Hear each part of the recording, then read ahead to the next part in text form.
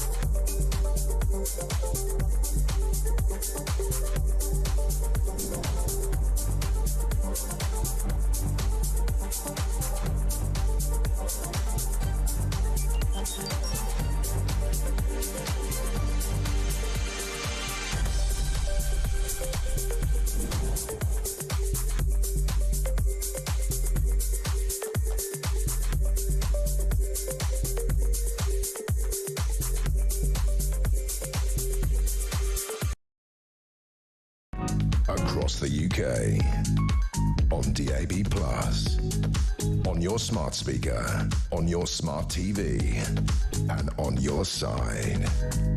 This is Talk.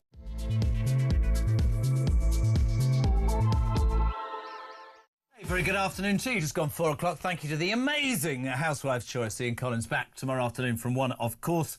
We here until 7 o'clock with Drive, and as ever, so much to talk about, so much to share with you from the last few days. I'll let you know straight away how you can be involved, because if you're not involved, we just feel really unpopular. 0344 499 1000. That is the telephone number, 0344 499 1000. You can do that via WhatsApp and leave a voice note for our Ryan, who's smarting from the fact that Watford, who are crap, lost again at the weekend. Or you can just ring, and our Jodie's here. Finger licking good. 0344 499 1000. She's bought in Fox's chocolate biscuits. Look at this. I should share this with you, peeps. We've got lovely biscuits this afternoon. Everybody in a very, very happy and jocular mood. You can text the show. 87222. Start your message with the word talk. In a minute, my favourite guest, former government special advisor James Price. But where do we start? I mean, I said it just then when I was with Ian. I was listening to Mike Graham this morning, sounding fantastic on Morning Glory, where he has decided that Sir Keir Starmer and Rachel Thieves, otherwise known as Richard III, have actually morphed into each other, are as one, and he was doing impressions. So if you want to share that on Drive, you're very welcome. Do you think that Keir Starmer and Rachel Reeves are as one? Apparently, despite being told to the contrary, Donald Trump had a phone call with Sir Keir Starmer over the weekend, and it all went swimmingly well, and he thinks he's doing a good job. Now, I would only suggest this. Patently, he doesn't. Everything you should say is always taken with a pinch of salt. He says, I'll come to Britain soon. Rumours are that he always comes to Britain first, but that's not happening. He's going to Saudi Arabia because they're going to give him $6 trillion. What was really interesting yesterday was, I don't know if you saw this poll, British voters actually back... Why do people put actually? I've read here, British voters actually back Trump's policies. Well, they probably like what he's doing because not only is he a politician who stands up and says, I'm going to do this, but he's trying to deal with immigration and he's trying to low taxation. He's trying to make America more competitive again, which, frankly, if you think about it, is exactly what should happen in the United Kingdom. So many other little things I want to throw in today. We can... Royal Navy backlash. The Navy... This is going to get me... This is going to get me going. Why did you put this in here? Want to rename submarine HMS Agincourt to avoid upsetting the French. I would do everything in my power to upset the French. Dreadful people. Give them £500 million and they won't deal with the migrant crisis. Navy bosses who are woke want to rename HMS Agincourt in case the French get upset. More than half of Gen Z, another great story, believes that Britain should be ruled by a dictator with no elections. See? Everybody's coming around to my opinion. And my favourite story of the day, my friends, my favourite story of the day, Ed Miliband, that idiot who was the Labour leader who couldn't eat a bacon sandwich and is on some crazy mission because he stupidly believes that net zero is what we all want, when in fact we want lower taxes and lower mortgage rates and for our children and our grandparents and parents to be able to go to the doctors, not old Miliband. He's hired a photographer at your expense to make himself look good, which I don't think is possible. 0344 499 1000, text to 87222. I'm going to munch on a bourbon and say a very good afternoon to James Price on Talk Drive. How are you, my friend? I'm better than the poor guy whose job it's going to have to be to take photographs of Ed Miliband and make him look normal. I don't envy that at all. I mean, this is the sort of thing. Welcome to a new week, JP. This is the sort of thing that you think, how deaf are politicians with respect, with everything that's going on in the United Kingdom? He wants to employ on our expenditure a photographer that will grab headlines and stand out on social media. It also allows for flexible working, noting that the expectation is for the civil servant to attend the office or a location only 2 to 3 days a week, not to get too stressed. In 2010, Miliband, or Millipede as I call him, slagged off David Cameron, the then Prime Minister, for hiring a personal photographer at a time when he was asking everyone in the country to tighten their belts. So Miliband, the trappings of office, completely hypocritical, right? Yeah, it's absolutely extraordinary, especially when all of us now walk around in our pockets these amazing devices, these mobile phones that have fabulous cameras in them, that you could just get some of the people that go on trips with you to take quick snaps anyway. We don't want our politicians looking all glamorous and fancy. That's what we have the royal family for. But I don't think there's a chance of Ed Miliband ever looking glamorous and polished. Do you, in all honesty? Never. No, I don't think so. But I think that's probably a good thing. You shouldn't want to do this. And the problem we've got now with the rise of so much social media is that all the politicians seem to now care about is the photo opportunity, is a short clip of them saying something banal that they think is witty and cutting on the floor of the House of Commons. They don't even listen for the answer afterwards. You get this in Prime Minister's questions, and you get this kind of, well, I'm going to do this very bombastic thing now, and I'm going to only have that bit there clipped up, put that on my social media so that my constituents might think I'm actually doing some work. And that's the depth of their thinking as well, which is, I think, the bigger problem. I completely agree. What do you make of Ed Miliband using your taxpayer money, my friends out there in drive time land on Talk? What do you make of Ed Millipede spending your hard-earned cash on a photographer to make him look good? Not possible. 0344 499 1000. On a serious note, though, we can start... I'm going to start slightly differently today, JP. I want to talk about the Royal Navy backlash. This is, to me, exactly the sort of story that I know our viewers and our listeners just like me, it's not even funny, it's beyond funny. Royal Navy woke chiefs have come under fire for dropping plans to name a new attack submarine after the Battle of Agincourt, in which we defeated France. The seventh and final Astute-class submarine was to be called Agincourt, but it will be now named HMS Achilles instead. Grant Shapps, the former Defence Secretary, said the name change was nothing short of sacrilege, amid speculation it may have been undertaken because of a fear of offending the French government. What the bloody hell has the world come to? I don't like the French anyway, but really now we can't even name a submarine? God. What about all the poor descendants of the Trojans, to whom the phrase HMS Achilles would be very, very triggering, right? Very Or triggering. Who's killed outside the walls and gates of Troy by evil, nasty Achilles. And what about a top athlete who, whilst trying to qualify for the Olympic Games, did his Achilles heel and was never able to compete and has been traumatised, anxious and rather put down for the rest of his life?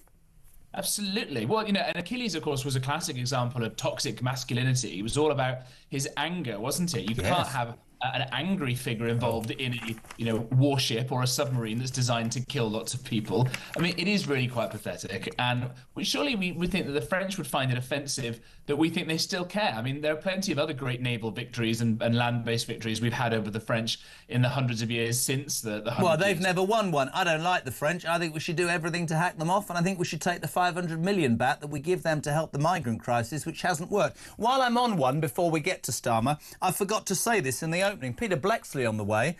Police officers have been told, just you can't smile during this. Honestly, I'm going to leave this country, which will please a lot of people. Police officers, my friends, have been told not to use the terms black sheep and blacklisted in case they offend some. A 9-page document that forms part of a 2023 diversity guide for the staff at Bedfordshire Police and Hertfordshire and Cambridgeshire Constabulary says that the terms risk portraying certain groups as inferior or superior to others. It states that pregnant person should be used instead of pregnant women, because, of course, a man can get pregnant, seriously. And Christian-centric language like the term faith should be avoided.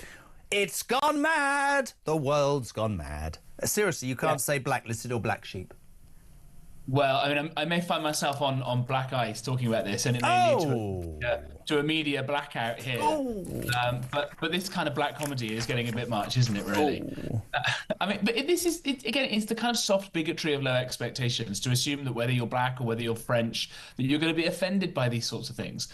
At what point do we stop adopting all of this kind of nonsense? Trump won. We don't have to pretend any of this stuff matters anymore. I think the worst example I've ever seen of this was in some stupid NHS document that was obviously just copy and pasted over from America when it was at the height of America's own woke nonsense. And it used this acronym BIPOC, which stands for Black and Indigenous People of Colour, which is one of these silly phrases that the Americans use as well. But it was transplanted into a British NHS document. Well, who are the indigenous people that we're worrying about offending in the UK? That would be the Picts or the Woads or the Celts or something. The Woads. All this stuff is complete and utter rot. And Trump won, and we don't have to worry about this anymore. It reminds me, years and years ago, Ryan's going to look at me because he thinks I'm going off on one.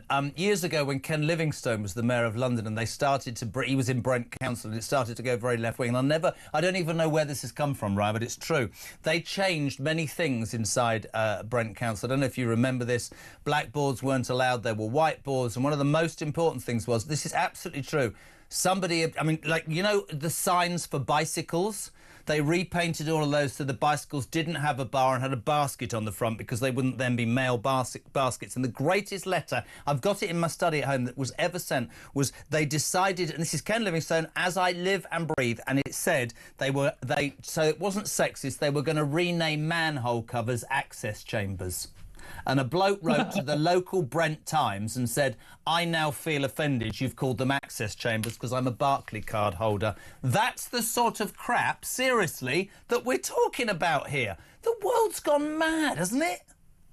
Well, thank goodness that we're living in a country that's being so well run right now that we can focus on these things, and that crime is at record low levels, of course, right? Yes. It's not like 99% of phone thefts never go reported at any point. It's not like you've got dodgy, bogus, I would say, asylum seekers hanging around outside primary schools looking to do God knows what to our children. It's not like you've had some evil, evil man go and stab a load of kids. It's not like we've got all these horrendous issues that make people scared to go out in the streets at night, that the police have all this time to be worrying about this kind of crap. It was absolutely outrageous. And don't forget everybody at home. It's your tax money that's being spent. Absolutely, and I'd love if you're at home. James, quite right. What do you make of this? The Navy want to rename a submarine not HMS Agincourt. That'll upset the French. The police can't say black sheep or blacklisted because that'll offend somebody. Ed Miliband's spending hard-earned money on a photographer to make himself look good, and meanwhile this country's on its backside. Can I get to Starmer and Trump? Everybody knows that what I think about the Trump thing. In fact, my brother-in-law came to see us this weekend, and he's a right lefty. We were arguing big time. He thinks that Donald Trump is he's the worst thing since sliced bread. We'll disagree on that. Quite surprised to read over the weekend that apparently he had a rather sociable call with Sir Dreary Starmer, as expected to visit Britain soon, and says that Starmer's doing a good job. Now, I believe, and I could be totally wrong, there's a bit of mind games going on there, JP. What do you think? I think that's a very good point.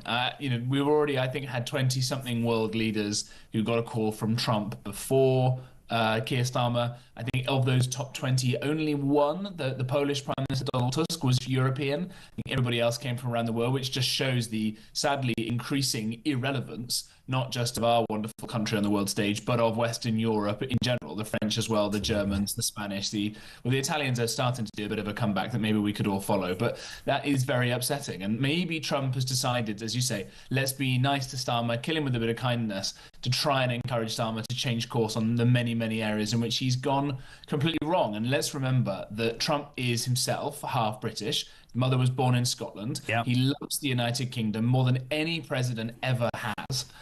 He's desperate to see the old country, the mother country, do well.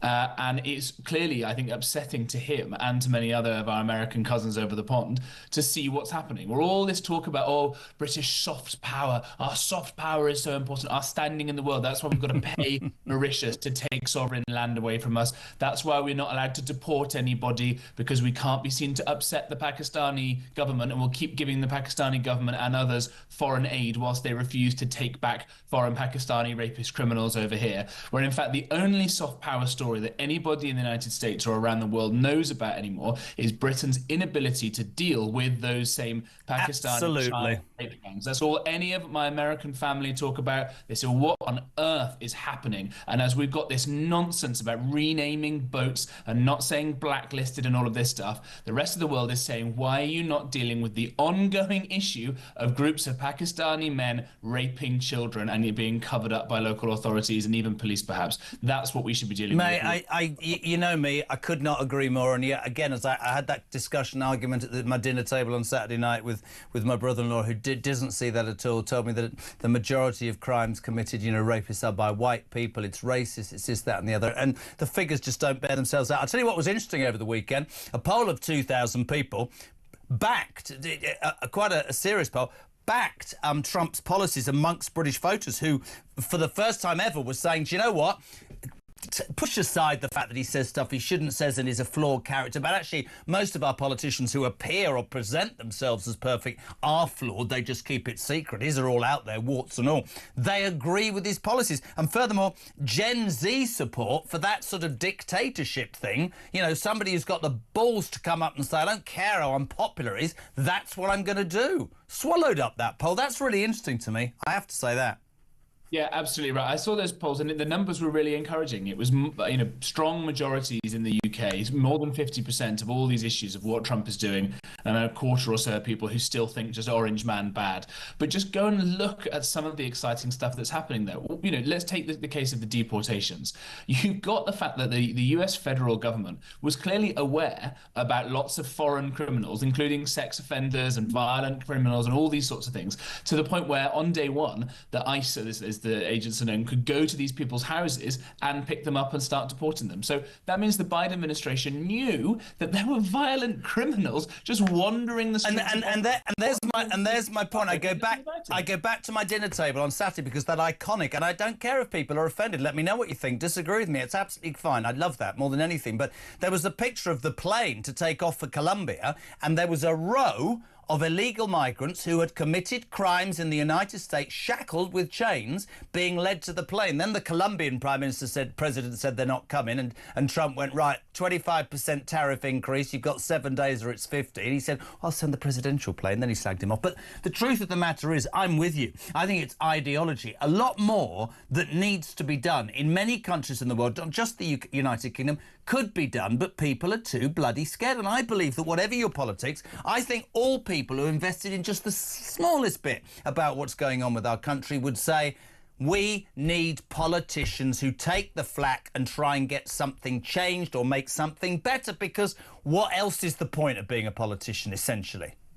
Yeah, completely right. And that point about democracy, I think, is really interesting. At least you now know, once again, who is in charge of the pond. You've seen the guy there. He's taking live questions all the time in the Oval Office as he's signing executive order after executive order. He's happy to stand or fall based on how those decisions work. Whereas here in the UK, let you into this mind-boggling fact that most people don't realise, but if you think about it, it makes sense. When the Labour government came in July, only 200 people changed their jobs. The 100 ministers who are made up of MPs or some lords, and the 100 former advisors, people like me. Everybody else in the whole of the civil service, in all of the stupid, pointless quangos, in all of the rubbish regulators that prioritise, dotting the T's and crossing the I's rather than any kind of growth or protection or anything. No one else changed jobs. There's only this tiny number of people, whereas in the States, it's tens of thousands of people had changed. And I think we need to go back to a system where we know the people who have the power, we know their names, we know what their job title is, and we can see the results of their behaviour over the next couple of years. And they can't hide like they used to behind the European Union. Thank God that's gone. They can't hide anymore behind the European Convention on Human Rights,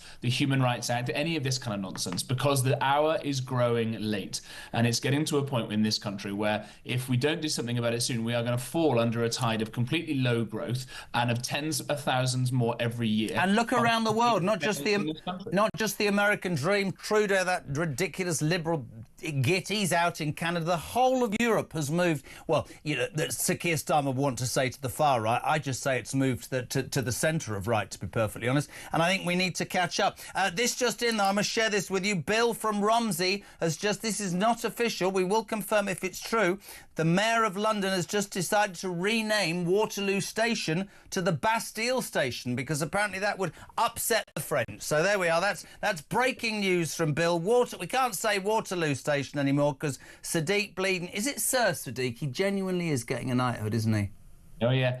Yeah, and I think when he does get that knighthood, if it hasn't happened already, instead of the usual bejeweled sword being tapped on his shoulders and head, it should be a zombie knife confiscated from one of the many knife crime attacks that he's let happen in this city. I love you, JP. Listen, have a great week, mate. Always good to have you on. James Price, former government special advisor on Talk Drive, 421. Monday afternoon, we're live across the UK. So much to talk about. Oh, my God. The police aren't allowed to say blacklisted or black sheep. We're not allowed to name a submarine after call it HMS Agincourt, because that might upset the French. They're spending yours and my taxpayers' earned money on Ed Miliband. Yes, Edward Miliband, that idiot, that green net zero, I nearly said the wrong word, on him having a photographer to make himself look good. 0344 499 1000. This is Talk Drive. What do you make of it?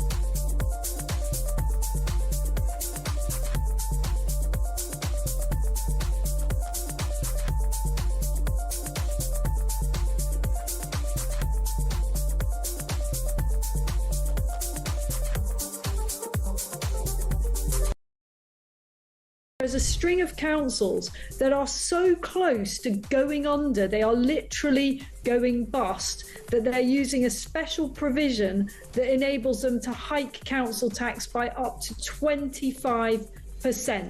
The state has got so unwieldy, it's got so huge. 1 in 12 Londoners is an illegal immigrant. It has huge cost implications that we as a country are literally on the verge of going bankrupt.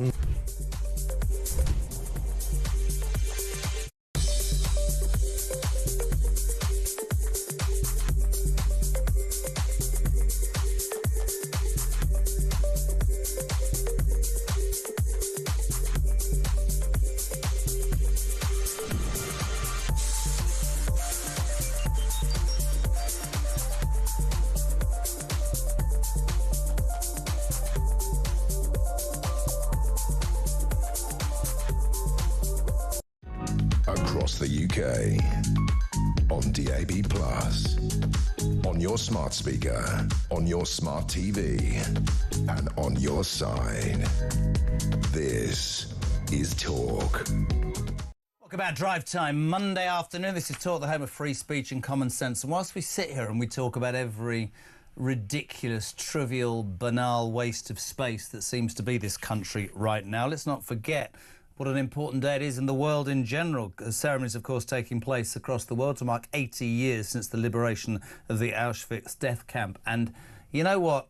When you look at some of the pictures that are coming out, the King's been there, wreaths, candles, and some of the speeches, I'm watching some of the coverage out of the corner of my eye. It makes you realise that I don't know, just the horrendous and heinous crimes that took place and the bravery of those people, and yet we find ourselves here today listening to crap about the Navy renaming ships and the police not being able to move without getting I don't know, it puts it into perspective, and you know, there are services, as I say, going on right now, and the entire Jewish world should be, I don't even know the right way to describe it, so proud of what their ancestors did and what they had to go through, and it says an awful lot about what they are, and we'll bring you more on that later in the show, 4:27. Listen, thanks for your text, 87222, start your message with the word talk. Alan is in Nottingham. So, Jez, Gen Z have got their dictator. It's never here Stalin, isn't it? Be careful what you wish for, you idiots. Hello to Rich. It's another. Is it Rich? Yeah. Hi, Jez. Great to see you back. What?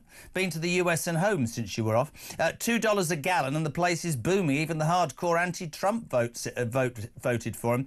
Be careful what kind of dictatorship you get. Singapore, yes. North Korea, not so much. Hello, good afternoon. Clayton in Dartford, is it? Ed Millibrain, did you know that Christo's dad sold him that bacon sandwich? Who? Christo's dad, did he? Right. If you didn't, you're the only person in the country who doesn't. He obviously told everybody bar me.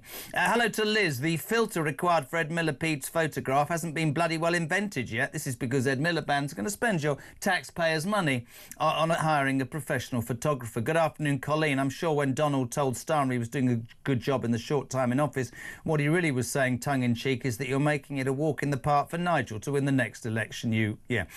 Steve, how can a photographer shirk from home? I couldn't agree more. Jane, perhaps we can stop talking about the 22 billion black hole now. Very good, make the point. Very good. That's my favourite text so far. Somebody get hold of the Labour government and say, how can you say there was a £22 million black hole left by the Tories when you can't say words like that? Talking about saying things you can't, if you're a policeman, we're delighted to welcome the voice of the police and a man that, if I was anything to do with this country, would run every single police force. Former Met Police detective, the legend that is Peter Bleksley. How are you? Very well, thank you, and good afternoon to everybody watching or listening. So listen, how's QPR? QPR are doing amazingly well. What's happened to your team? They were crap for ages. Well, I'm very glad that you brought this up, because when I last had the pleasure of talking to you, it was the day that we were supposed to play Luton, and you offered a £10 wager saying that Luton Town would beat us. We actually won, so I'm now holding you to that crisp £10 wager, which you said you would donate to charity. I'd like you to donate it to Support After Murder and Manslaughter, a wonderful charity who do great things that I've got very strong links to. Right, I've got a fiver. Hold on a second, let's just see. Hold on a minute. I've got a fiver, 6, 7, 8. I've got £8.75, Pete. I'll have to get that sorted, but I will. A bet's a bet, and you're absolutely right. Listen, me old son, you and I have always been very candid. So much to talk about. Thank you for joining me. I'm going to say this as slowly as I can because you will explode, as I did. Police officers have been told not to use the term black sheep and blacklisted in case they offend someone. This 2023 diversity guide created at Bedfordshire Police and Hertfordshire and Cambridge Constabulary says that the terms risk portraying certain groups, Peter Blexley, as inferior and superior to others. It also states that pregnant person should be used as references to pregnant women, and Christian-centric language like the term faith should be avoided. How you'd have been fired from the police within a couple of minutes, wouldn't you, me old son, to be fair? Well, I mean, of course I would, because if you were to use one of these expressions, then you would probably get a black mark against your character. Oh, no, God. Gone and done it. Oh, no. You see, this is the lunacy of the Diversity, Equality and Inclusion Brigade, who have polluted so much of policing, the civil service, our public services. And what do these people actually do? What do they contribute to the bettering of the nation? Very little, if anything, I would suggest. But of course, it's the senior police officers that hire these people that allow them to get away with this lunacy. And it is essentially based on cowardice, because they won't stand up and support police officers using common sense, decency, professionalism. And this cowardice flows downhill and actually cuts across another story that we might talk about why knife crime is rampant and stop and search is going down. It's all joined up. All this lunacy in policing is linked. There is a DNA of wokery flowing through it all. And of course, I mean, I thought James Price made a really salient point earlier. You look at America, you look at what Trump has done, you see those images of, criminal migrants. They were criminals before the bedwetters get on, shackled and being led onto planes out of this country. Then you see a poll at the weekend, Pete, that says actually a majority of people in this country support that sort of strong tactic of dealing with an issue. And you look at the police and you look at where we're at, and we're fast becoming an embarrassment, pal, aren't we? Oh, we have become that embarrassment. Not about becoming. We have become that embarrassment. And when you were speaking to Mr. Price, let me praise you, if I may, because you were speaking about what politicians need, what people, the public, want from their politicians. And they want firm decision. It might be something that makes somebody a little bit uncomfortable or not. Pete, we're gonna have to try you right back. Let's just read some text while we try and strike back, because we've got loads to talk to Pete about. Get your calls in, by the way, 0344 499 1000. Steve's informed me. Jez, I'm wanting to be correct. What should I now call a manhole? You have to call it an access chamber so you don't get accused of it. Steve, another Steve, perhaps we should name our nuclear attack submarine HMS Fluffy Cushions. What a load of old crap. Couldn't agree more. Hello to Anne in London. Jez, I thought we got rid of improper use of actually. My current irritant is lived experience. Experience not lived is not bloody experience. Agreed. Dan, good afternoon. No one has mentioned yet, but renaming a boat is bad luck. They've probably just doomed the sub forever. Hello, what? Jez, isn't a submarine designed to upset people and make a strong statement? Calling it Achilles reminds me of an Achilles heel, a significant weakness, not a good name for a machine of war at all. 0344 499 1000. We're doing our best to get hold of Peter Blexley. It happens. It's live. You know the story, my friends. We're going to go to the phone lines while we stalk it out. We'll go to Gosport, down on the south coast. Spike, you're on Tour Drive. What you got? Hey, hiya, Jazzy. You're certainly bright and breezy today, aren't you? Well, it's Monday, and the old man gets a bit, I get a bit of energy over the weekend, and then it goes all downhill. What you got? I think the renaming of our submarine from Agincourt to Achilles is absolutely brilliant. Why? Because in Greek, in the Trojan Wars, one of the heroes was Achilles, and one of his opponents who he killed was named Paris. Was named what? Paris, as in the French. Is this true? As in the French capital. This is brilliant. Yeah. Ryan, you didn't realise this. This is, if you're just tuning in, this is because the stupid, daft, ridiculous Royal Woke Navy have decided, right, that they should rename, there's basically this amazing sort of new attack submarine, you know, a war figure, and we've got many. They were going to name it HMS Agincourt, and some idiot, some woke idiot in the Navy has gone, no, you can't do that, it'll upset the French. I mean, I thought every day one should try and upset the French. And good old Spike from Gosport has just come on and said, what's really interesting is they want to call it Achilles, and in Greek mythology, Achilles, the first thing that Achilles did was kill a person called? Paris. Spike, call of the day, and we're only half an hour in. Thank you so much indeed. 0344 499 1000. Apparently, we've added a few wires. OK, we've added a few wires, put a bit of sticky tape on, and after this break, Peter Blexley, live from, well, just next door. See him in.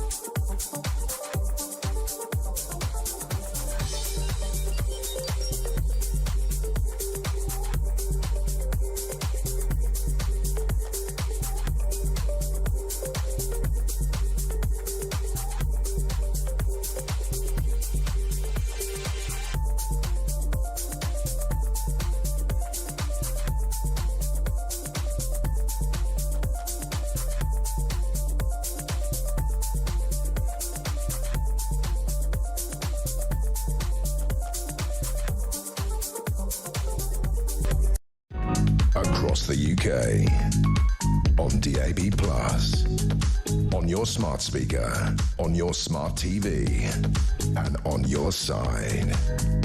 This is Talk. About 23 minutes to 5 o'clock, we're live across the UK on Talk Drive. We were trying to get back to Peter Blexley. Peter, are you there? I certainly am. Good man. I think the government were cutting your line off because they didn't like you. Just to reiterate that story, this is dead true. Police officers have been told not to use the terms black sheep or blacklisted in case it offends a certain type. During that break, a couple of people, what are the Yam Yams going to do in Wolverhampton? They won't be able to say they're from the black country. What happens when you go to a casino? You won't be able to pay blackjack. And my favourite one, which you might have missed or not, is the government, the Labour government's the wokest of all. They keep talking about a black hole of £22 million that the Tories left. So all of this language has to change, Pete. Yeah, but you will be able to talk about a whitewash. I'm sure that'll still be allowed. You touched upon something else as well, and I wanted to talk on this subject as well. Teenagers, my old son, are getting away with knife crime in London because fewer police officers feel confident using stop and search in case a complaint derails their career. This is one of those subjects, Pete, we've talked about before. I would have thought that if you stop somebody and search them because as a copy you've got a concern that they might have a knife which could kill somebody, you have every right to do it. But of course they always stand up and say, you're doing it unnecessarily to black people. What's your response to that? Oh God, I've said black, sorry. God, that was wrong. Yes. Yeah, it's a shocking set of statistics, and it's deeply worrying because in London, more so than in other cities, we have a huge problem with young black people killing each other with knives. You've only got to look at the statistics, the facts. The young people that are dying are black, and the people that are doing the killing are invariably black, there's a huge problem. And now, because, of course, we have such a cluttered police discipline system through the Independent Office of Police Complaints and local departments of professional standards that are not trusted by the front line. They don't think they're independent. They don't think they will behave impeccably like they should do.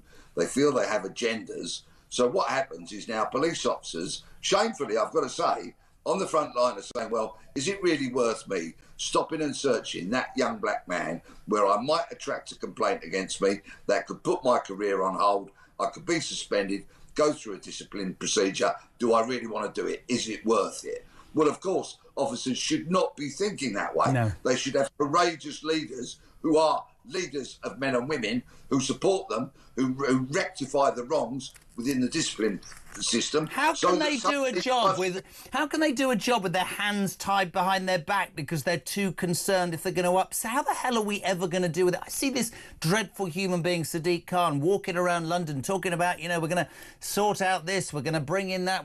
Doesn't seem to have an idea about dealing with knife crime. It's all about fear of upsetting people rather than dealing with criminals, isn't it? Well, I heard Sadiq Khan saying only the other day about this very subject, or his office, should I say, saying that they support stop and search when it is done with reason, when it's intelligence-led policing, etc., etc. But so much of stop and search actually comes down to that almost unquantifiable thing which is called a copper's nous or a copper's nose. When you see something in very short space of time and you think to yourself, this is not right, I've got to act here. And so often it might be some action that somebody does that gives you cause for suspicion. You stop them, you want to search them. Police need to be supported in doing this. We are talking about young people losing their lives. So we need support from the sergeants, the inspectors, all the way up through to the commissioner. They need to support their staff. They need to get them out there doing this, because this will get knives off the street and save young lives. Couldn't agree more. A couple of other stories, if you're all right. Just this afternoon or late yesterday, 7 members of a child sex abuse gang in Glasgow's drug den handed jail terms of between 8 and 20 years. I don't know. You did the job for many, many years. And I know that there were always crimes committed in this country, and I guess with the advent of social media it becomes more relevant and more prevalent, rather, that we find out more. But my God, you do wonder now increasingly about this country, the morality, just the basis of you've got police that can't call anything because they're too scared or their bosses are too woke, and child sex rape gangs across. It's a horrible time, Pete, genuinely, right? It really is, and I have a certain degree of sympathy for the police officers that have to investigate these crimes. That must be a ghastly job. These kind of rape grooming gangs weren't a thing back in my day. We had no awareness of this as to whether it was happening or not. So I didn't investigate a case such as this. But the strain, the pressures put on the officers, who they have, of course... Imagine if you got one hand behind your back when you're trying to do that, for God's sake, by the way. Imagine if you're worried about how you're going to upset... Because I think we live in a situation now where the victim is down the road. The perpetrator gets every single kid glove treatment, which is another thing that annoys me so much. But, yeah, imagine trying to do that as a copper nowadays. And fair play to those officers that secured those convictions of those vile, repugnant child rapists and absolute brutes. So well done to those officers. Well done to the victims for having the courage to speak up, to tell the truth. I hope they get all the help they need, and I hope that revolting bunch rots in jail. You might like this next story. Take a breath, people at home. 0344 499 1000. You should respond to this story. We found out today a violent drug dealer who was due to be deported from this country, dodged deportation because his daughter might be transgender. Wow. Yes, now, there is a backstory to this that goes even further. This man, who was granted anonymity by Judge C.L. Taylor, just remember the name of Judge Taylor, because I'm sure when her next act of liberal wokery, human rights nonsense comes to air, we'll be shocked again. She decided that this drug dealer, who has been jailed 5 times since he came to the UK, 5 separate occasions for criminality should be granted anonymity. So he was known throughout this hearing only as GH. I think GH stands short for go home. But of course, Judge Taylor didn't do that because this child may have transgender issues. I mean, we surely have to detach ourselves from so much of this lunacy human rights legislation because it is not protecting the law. Why don't people, and I know what it is, it's trendy left-wing lawyers on £800 an hour being paid for the British taxpayer who are not interested about the rights and wrongs, they're making a career. Why can nobody, and I mean this genuinely seriously, go, that person's a criminal? Have they not sussed out an authority, or are they just blind to the whole thing? Am I allowed to say that? Probably not. Have they not worked out that increasingly migrants who want to stay in this country will say, I can't go home, I'm homosexual, I'm bisexual, my daughter or son might be transgender, I'd become a Christian because I've been baptised in the River Thames. They're playing the system, and we as a country are letting that system be taken advantage of, bud. And how many of these babies have been raised on state benefits that these feckless, law-breaking criminals who contribute nothing to the good of British society get away with? It's an absolute scandal, and the courts and the government need to get a grip. Couldn't agree more. 4:45. I'm going to share the last story with you, Pete. It's not necessarily police-based, but you heard me talk about how Royal Navy chiefs have come under fire today, woke Royal Navy chiefs, for dropping plans to name a new attack submarine after the Battle of Agincourt, because that'll upset the Frenchies. So we're going to call it HMS Achilles. Now, one particularly good caller, I thought made a good point, but he got it round the wrong way. He came on and he said, in Greek mythology, of course, Achilles killed Paris, the Trojan prince, which had really hacked the French off, but actually it's the other way around. In Greek mythology, Paris, the Trojan prince, killed Achilles with an arrow to the heel. Still, whether the caller was wrong or not, that's going to hack off little Macron as well, isn't it? Can you believe me, old son, that we can't even name a submarine an attack submarine because it might offend someone? Yes, I can, because the whole DEI wokeness has polluted not only policing, but the public services across the board, and now it's crept into our military. What hope is there for any of us? Mate, I agree, but we have to keep fighting. It is always a pleasure and never a chore. The legend that is Peter Blexley. Thank you very much, Steve, former Met police detective. Good afternoon to Clay. Clay in Folkestone. Great show. Navy renaming a ship because it might upset the French. The woke brigade in the Navy probably want the English Channel renamed because it definitely upsets the French who want to call it La Manche. Really? Also, what about the Black Sea? Oh, God. We can't say Black Sea. We can't say Blackjack. We can't say Blacklisted. We can't say Black Hole. Sir Keir Starmer's in trouble. 87222. You can, of course, start your message with the word talk. This is Talk Drive.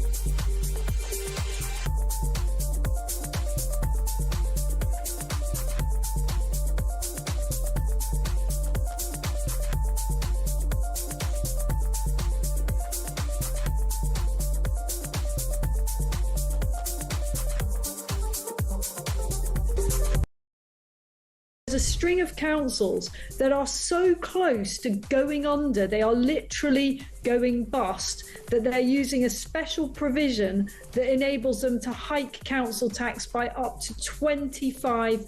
The state has got so unwieldy, it's got so huge. 1 in 12 Londoners is an illegal immigrant. It has huge cost implications that we as a country are literally on the verge of going bankrupt.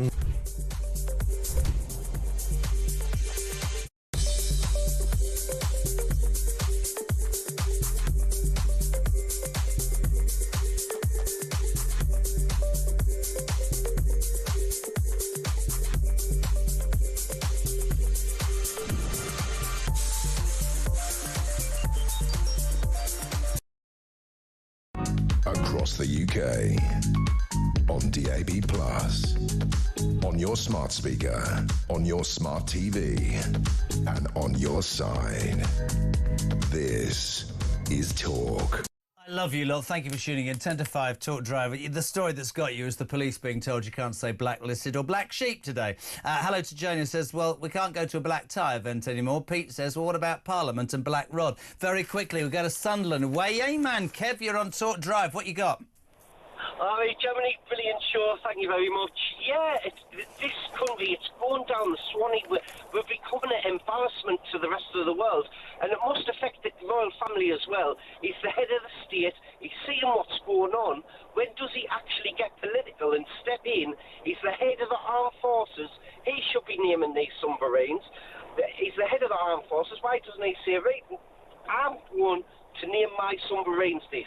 I want to name my submarines that. He needs to step in. He can see the country going down the Swanee, Jeremy, and what is he there for if not to protect the people? Well, sadly, it's a constitutional monarchy, which means it's almost ceremonial. But, Kev, I don't think there's anybody, not even my dearest friends in Newcastle, who would take great exception to me speaking to somebody from Sunderland. That's a joke, by the way. Would disagree with you, pal. I think this country is becoming an embarrassment. We appreciate you if you call, Kev, 0344 499 1000 to balance the Sunderland call. My mate Rob's been on. He's always on. He loves to make a comment about the show. He says, certainly with knife crime, right? Sacrifice a generation to save many generations with knife crime. 5-year minimum for having one, double if you've done it before. That would drop it. And he says about the boat renaming, what about HMS this week? Are you a small boat, monsieur? In French, monsieur. Delighted to welcome my next guest on the day, and I've said this, it's hugely important, ceremonies across the world to mark 80 years since the liberation of the Auschwitz death camp, the Jewish communities across the world coming together. Delighted to welcome former Conservative Minister Robert Halfon, who of course is Jewish and has been to Auschwitz, to the Drive Time show. How are you, Rob? Hi, good afternoon to you. Good afternoon. With everything that's going on, the madness in this country, the wokeness, this government, everything, the pictures we're seeing right now on screen, the messages across the world online, and the news stories leading with something. Can you do me a favour? Whenever I say this, people go over it. I've got many Jewish friends. Just put into words, because I don't think it is possible, is it, what the Jewish race went through all those years ago? Well, it's something, if you're Jewish, everybody knows about the Holocaust. You're brought up with it. You watch programs about it. I've been to visit Auschwitz, and it was pretty horrific, especially standing on the railway station in Auschwitz-Birkenau, where the snow was up to the knees just on the day that I went. And by chance, you just heard dogs barking in the wood nearby. And it was just absolutely, in fact, that was probably my worst moment, even worse than going to the museum of Auschwitz. Although the wonderful thing, you saw people there with Israeli flags draped on their back, you know, unimaginable, given that Hitler tried to destroy all the Jews. But it's something that affects every Jewish person, really. And it was the kind of extreme embodiment of anti-Semitism, of the marginalization, the demonization of anyone who was Jewish or had Jewish antecedents. But what worries me, you know, I really, it's wonderful what is going on. I'm very happy the king has gone, particularly. It's for first time, as I understand, a member of the royal family has gone. But what I worry about is the resurgence of anti-Semitism in the United Kingdom. I've always felt that Britain was a wonderful place for Jewish people, but particularly since October the 7th, or that was happening before under Jeremy Corbyn and so on, it's been really hard for anyone of the Jewish faith because of whether they've been in schools, whether they've been in universities, whether they're just doing their daily shopping. Jew after Jew has suffered from some kind of anti-Semitism, and it's not acceptable. And this is what Outreach should be about, is, reminding people that this is what it leads to. Somebody once said to me, a Jewish friend of mine, the same person who told me that her kids still can't wear their school blazers in North London for fear of reprisals, and I'm with you absolutely, and no doubt I'll get slagged off later on social media, don't care at all, genuinely mean that, stand with my Jewish friends shoulder to shoulder. She told me once that whereas maybe Christians, Catholics sit down with their kids at whatever age I say will be slagged off, but, to talk about the facts of life. That happens, but you also have to sit your kids down, your Jewish children, and tell them that their DNA is charged with the fact that all those years ago, an evil despot wanted to rid the place of their ancestors. And I just think on a day like this, you have to take stock. We're in a world now, we're doing a show today, Robert, where genuinely the Royal Navy is going to change the name of a submarine from HMS Agincourt because they don't want to upset the French. The police are being told that they shouldn't say words like blacklisted and black sheep for fear of offending people. And you end up thinking, hold on a second, the irony of what those Jewish people went through and the turgid crap that people seem to think is important nowadays is, for me, unbelievable. Well, the problem is at the moment you've got all this kind of racist and diversity and inclusion, and a lot of it is just a tick box exercise, and it's the so-called easy case. So they tick boxes to say how diverse and inclusive they are, and they do stupid things like renaming boats and so on. But in the meantime, Jewish people going to school in North London are being screamed at, that Jewish students are too frightened to leave their halls of residence, and Jewish chaplains are being threatened with a house being burnt down and their wives being to have sexual assault. This is literally what has gone on over the past two years, particularly since October the 7th. So it's enough of the tick box and the use of stuff. Let's actually deal with real cases of anti-Semitism. And also the other thing, the famous comedian David Baddiel wrote, I'm not of his politics, but he wrote a book called Jews Don't Count. What is a mystery to me is that whilst there's so much focus on all other groups and ethnic minorities, it seems to me that when it comes to Jews, everyone turns a blind eye. So thousands of people are allowed to march down the streets past synagogues and so on Saturday, shouting from the river to the sea. Can you imagine if anyone else did that about another ethnic minority and shouted, God forbid, the N-word or whatever it was, that something, they'd be arrested and dealt with straight away. And for some reason, when it comes to Jews, there is a very, very different attitude taken by the authorities in terms of dealing with anti-Semitism and racism. One of the things that you said that I completely concur with is that King Charles decided to go today, the Holocaust Remembrance Day, and he spoke in Poland earlier. This is for Talk. Have a listen. As we commemorate 80 years since the liberation of Auschwitz, is both a sombre and indeed a sacred moment. It is a moment when we recall the 6 million Jews, old and young, who were systematically murdered, together with Sinti, Roma, disabled people, members of the LGBT community, political prisoners. The act of remembering the evils of the past remains a vital task. And in so doing, we inform our present and shape our future. Strong words, and I think most people would agree, but there will still be kickback with what's going on in the Middle East. Just you said before we played that, Robert, that people from the Jewish community still every day are being abused. And you said something that I thought was really important. That was never the United Kingdom. We haven't got long, but why do you think that happens now? Why do you not think it's cracked down on? Well, first of all, as I say, it's wonderful to have the King giving his support. It means a lot. It really means a lot. and every Jewish person will be watching the king saying that and being at Auschwitz. But I don't know why this is happening in terms of anti-Semitism. My grandfather came here. My grandfather sent my father here as an immigrant because there were pogroms against the Jews where they were living at the time. My grandfather said that Britain was the greatest country in the world, the greatest country in the world. And my father came here at 15 with nothing and then made a success of his life. And that's what it was like. You know, I always grew up thinking this is a great country. I'm British, I'm maybe Jewish, but it's a wonderful place for British people, but those of the Jewish faith to live. Do I think that now?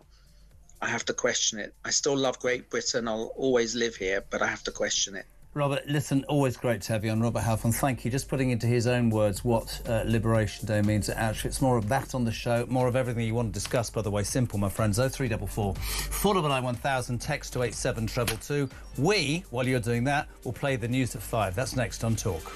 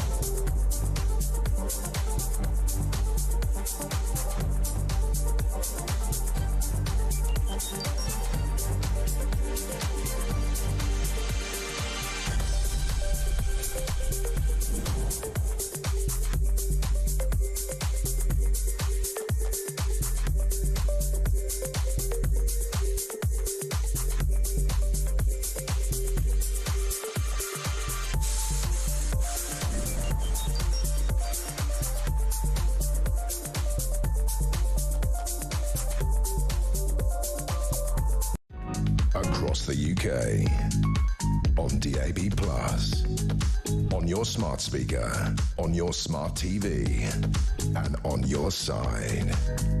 This is Talk.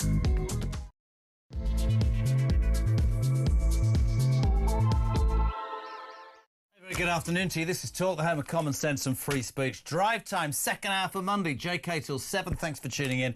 As ever, my dear, dear friends, well, 5 of you. 0344 499 1000 is our telephone number. As I say every hour, you can send a WhatsApp, that's a voice note, to our Ryan. It gets hacked off if you don't send him a voice note. Hasn't had any today, because he can go, oh, I've got a voice note, I'll do it all nicely and put it on. Or you can just make a call to Jodie, our Jode, 0344 499 1000. Text are always welcome.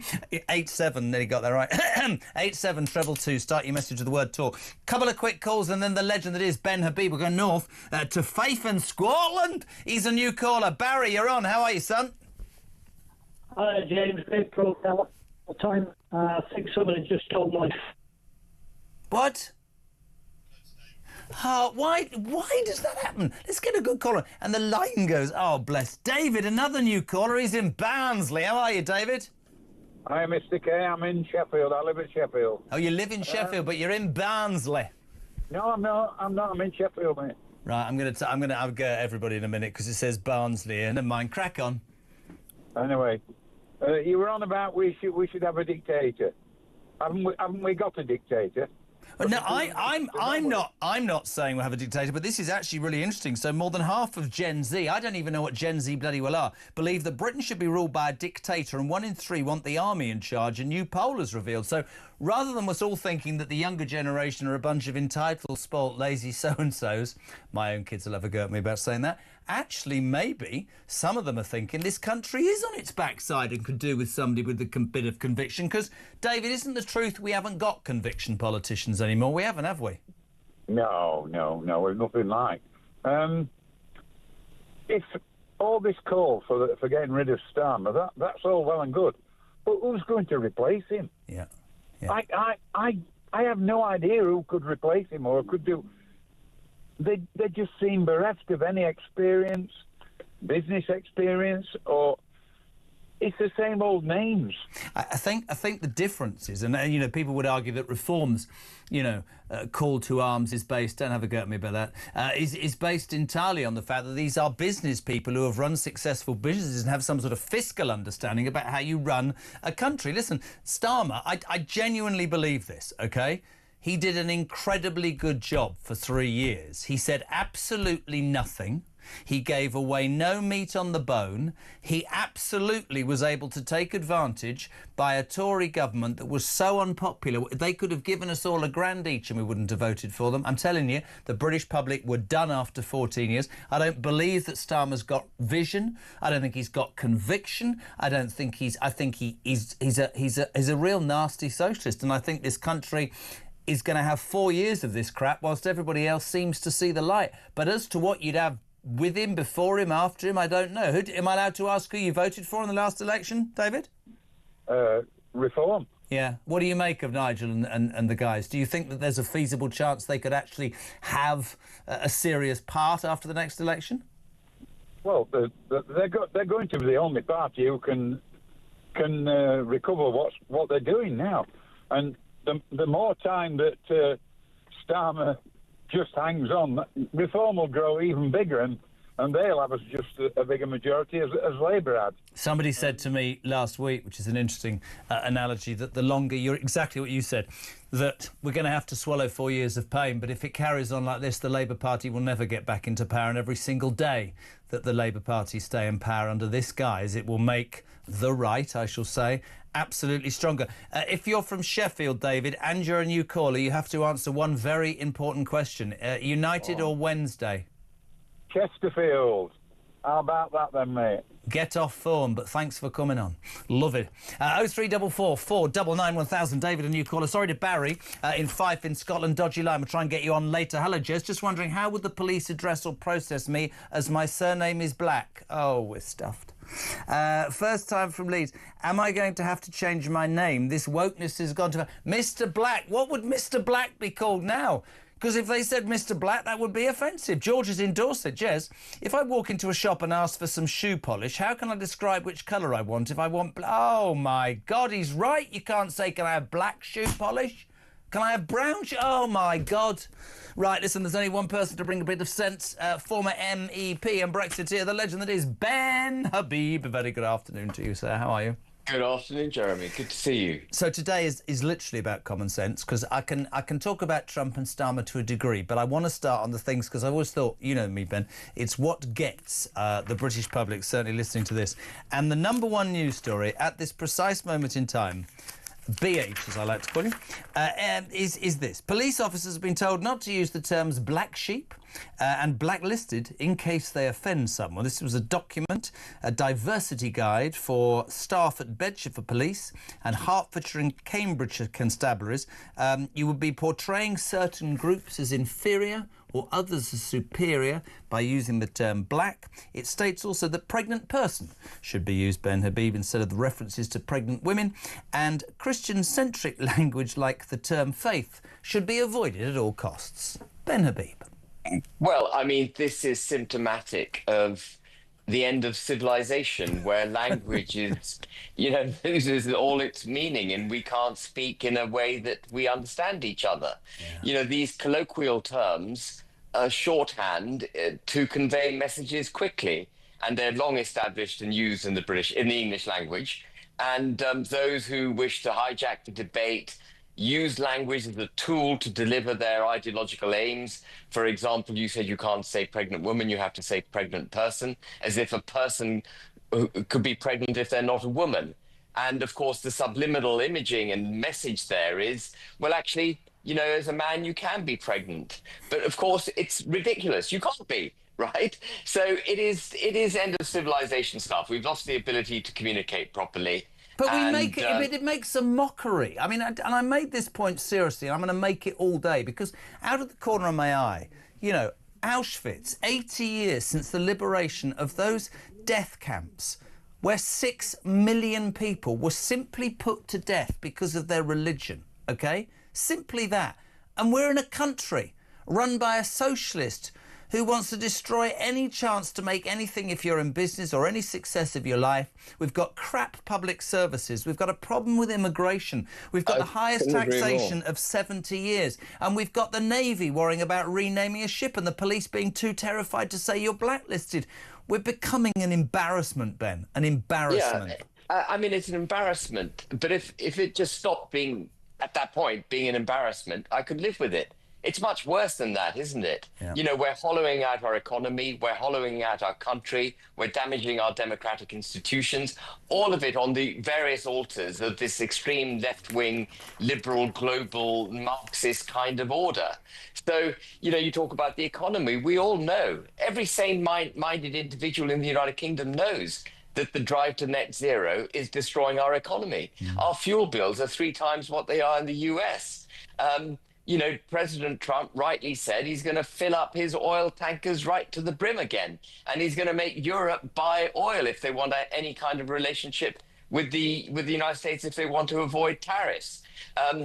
He had to get up just to simply. So one of the things he said in his speech, one of the obvious things he shouldn't have had to say, is that there are only 2 sexes, men and women. I mean, we're having to write the listing ship to the point that the obvious has to be said in order just to get back to, some kind of sane conversation. And you talk about so far gone. You talk about sanity, and you're dead right. I did just the other one today is the Navy. I mean, woke Navy bosses, Ben, want to rename an attack submarine that was earmarked under Grant Shapps, the Defence Secretary, to be called HMS Agincourt.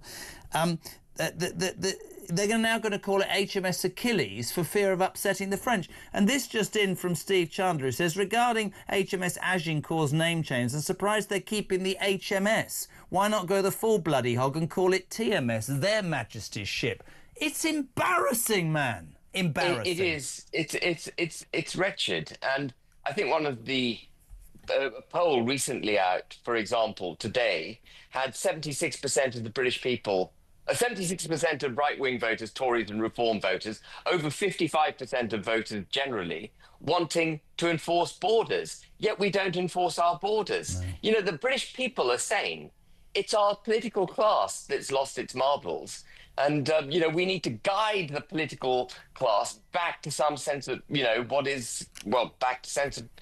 Common sense. Common sense, yeah. And it is really interesting. I mean, we spoke after Trump's speech last week, and I think we should sue him because he kept saying, didn't he, this is a revolution of common sense. We've been saying it for 5 years here. But I thought what was really interesting was that British voters, they did a poll over the weekend. Did you see this? And British voters actually back many of his policies. They did a survey, and a majority said, we don't have to like the bloke, like I've said. I mean, there's stuff he says that makes me want to go and hide under a table. But I'll tell you what, if I was talking about making my country profitable, if I was talking about making my country safe, if I was talking about my country getting its reputation back, I'd have Donald Trump in a heartbeat tomorrow, wouldn't you? Every single one of his policies makes sense for the United States of America and would make perfect sense in the United Kingdom. Yeah. It's actually why, I don't know if you picked it up, Jeremy, I've just set something up called the Great British Political Action Committee. It's a bit of a mouthful. British But this PAC, is not a yeah, I wanted to hear about this. Great British PAC. PAC. What's that? Yeah, so it's something that they use in the States. It's a political activist group which uses money, the making of policy, the appointment and choosing of candidates, and the pressuring of political parties to do the right thing. It's an activist group, and the purpose behind it really is aimed at reform and the Tories to make sure that our so-called right-wing politicians in this country actually adopt the agenda, roughly, that Trump has laid out, because that's what the British people want. But there's so much timidity at the top of government, at the top of our political class, that doing something like declaring a national emergency for our borders, mass deportation of illegal migrants, for example, which is one of Trump's policies, people haven't got the guts to say that that's what they wish to do in the political arena. Is The it British people possible want it. politically in the United Kingdom? I mean, I woke up on Saturday morning to that image of a criminal, I think Colombian drug-related criminals, illegally in the United States, on a tarmac, shackled by chains, being led to a deportation plane. Now, I know, because my brother-in-law was everywhere. Oh, my God. No, why not? If you're not going to do what you need to do to enforce what you believe, I suspect, and this will go down like a lead balloon, I suspect if you saw that in the United Kingdom, the world would be really surprised, and so would this country, because I think a majority of people would say, yeah, sorry, and I think it's cost of living, and I think it's COVID. I think the British people have woken up to the fact that it doesn't work anymore to say, yeah, we should always be, yes, of course we should always help, but you know what, there comes a point where if you can't help your own, charity, and I, you know, when you use the phrase charity begins at home, it sounds terrible, but there are so many people in this country suffering in silence, but I don't think they're suffering in silence as much as they were. I think they're prepared to say now, you might not like what I think, but actually I want the illegal migrants out of this country. I want to be able to see a doctor. I don't see why that's... And I, like you, people will say that's racist, it's xenophobic. No, it's not racist. It's honest. And you're also with the majority. That's what the majority of people want in this country. That's what that poll revealed. Those policies that Trump is putting into place, the 100 executive orders, which he so brilliantly signed on his first day, they represent what the British people want. We want it. And our politicians won't deliver it because they're hijacked by some kind of ideology, which I don't think even our politicians understand. They've just been cowed into timidity. Do you think it's the system, like in America, he can be president, he can go out on a limb? What would happen if a politician or a would-be politician in this country stood up? I didn't get a chance to say to you last week. I said it to a couple of people and said, right, listen, I'm running for office, and I'm being really honest with you, right? I'm not talking about me, by the way, if anybody's ringing. I've been divorced a couple of times. I smoked that when I was 18. I got sacked from that job. I had an affair when I was 34. I'm not perfect, but you know what? Here's what I'm going to say to you. This is my vision. This is my aim.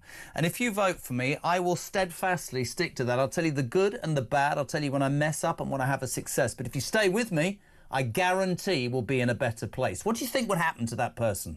I think people would vote for that person. Yeah. That person obviously needs to build a brand. Yeah. And the only two brands on the right wing at the moment are Reform UK and the Conservative Party.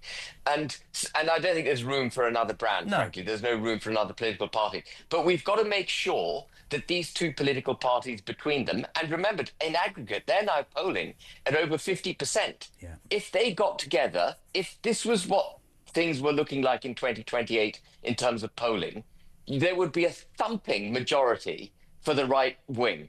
There would be a thumping majority if they could get their act together. So my job as chairman of the Great British PAC, and the Great British PAC's job now, is to convince politicians, both in Reform UK and in the Conservative Party, that it's okay to talk about a national emergency at our borders. It's okay to accept and promote mass deportation of illegal migrants. It's a requirement that we ditch DEI. It's a requirement that we ditch net zero.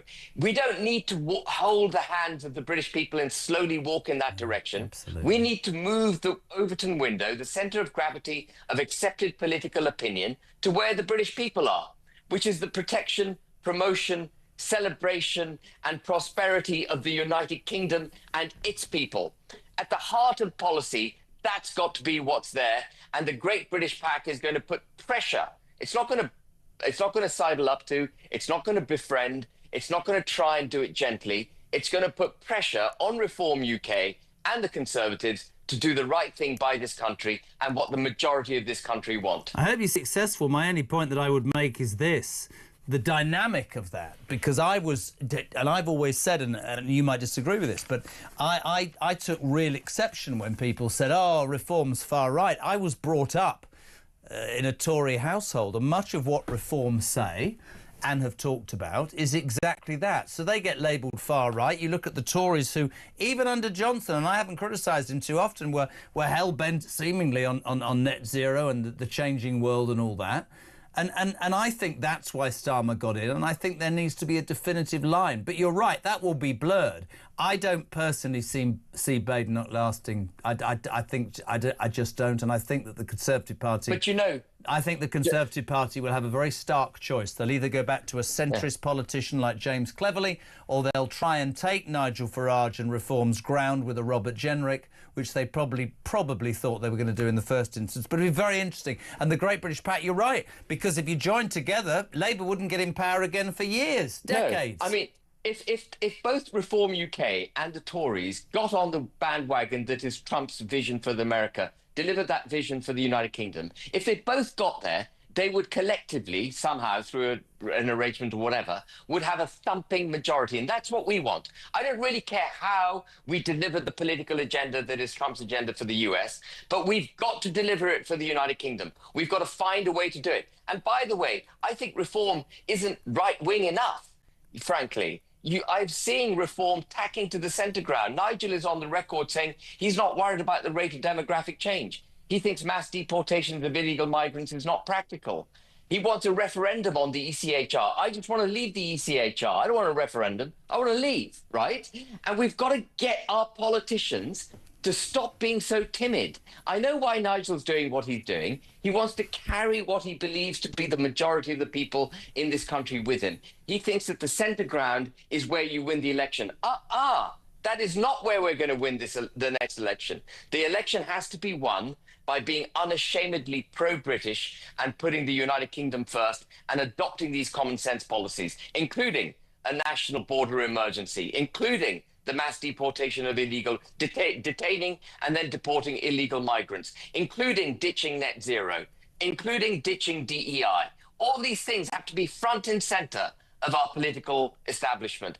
And I aim to make that the case. Good man. Final question for you, Ben, and it's always great to have you on. So I was a little bit surprised and read at the weekend that Donald Trump had his first call with Starmer. He then said he's doing a really good job and he's going to visit soon. Is he playing with him? I think he's playing with him. Yeah, he's playing with him. Yeah, it made me smile when I read that. Yeah. My brother-in-law is a lefty. Said, "Oh, look, you see the great man's falling out." I said, "No. He's absolutely playing him like a good un, isn't he?" The British Pack interests me, mate. Really good as ever to have you on. We'd love to have you on every single week.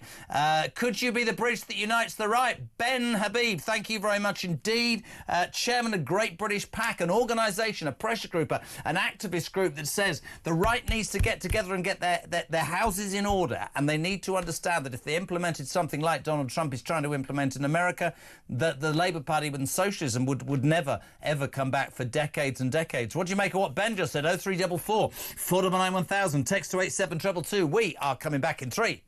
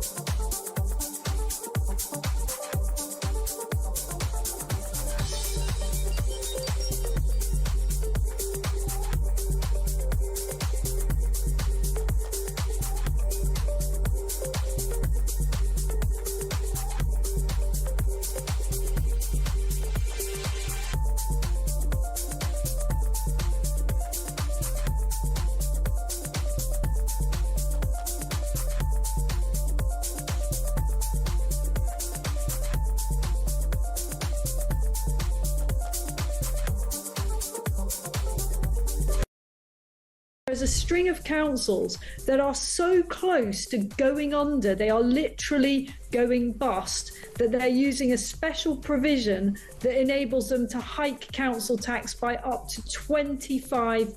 The state has got so unwieldy, it's got so huge. 1 in 12 Londoners is an illegal immigrant. It has huge cost implications that we as a country are literally on the verge of going bankrupt.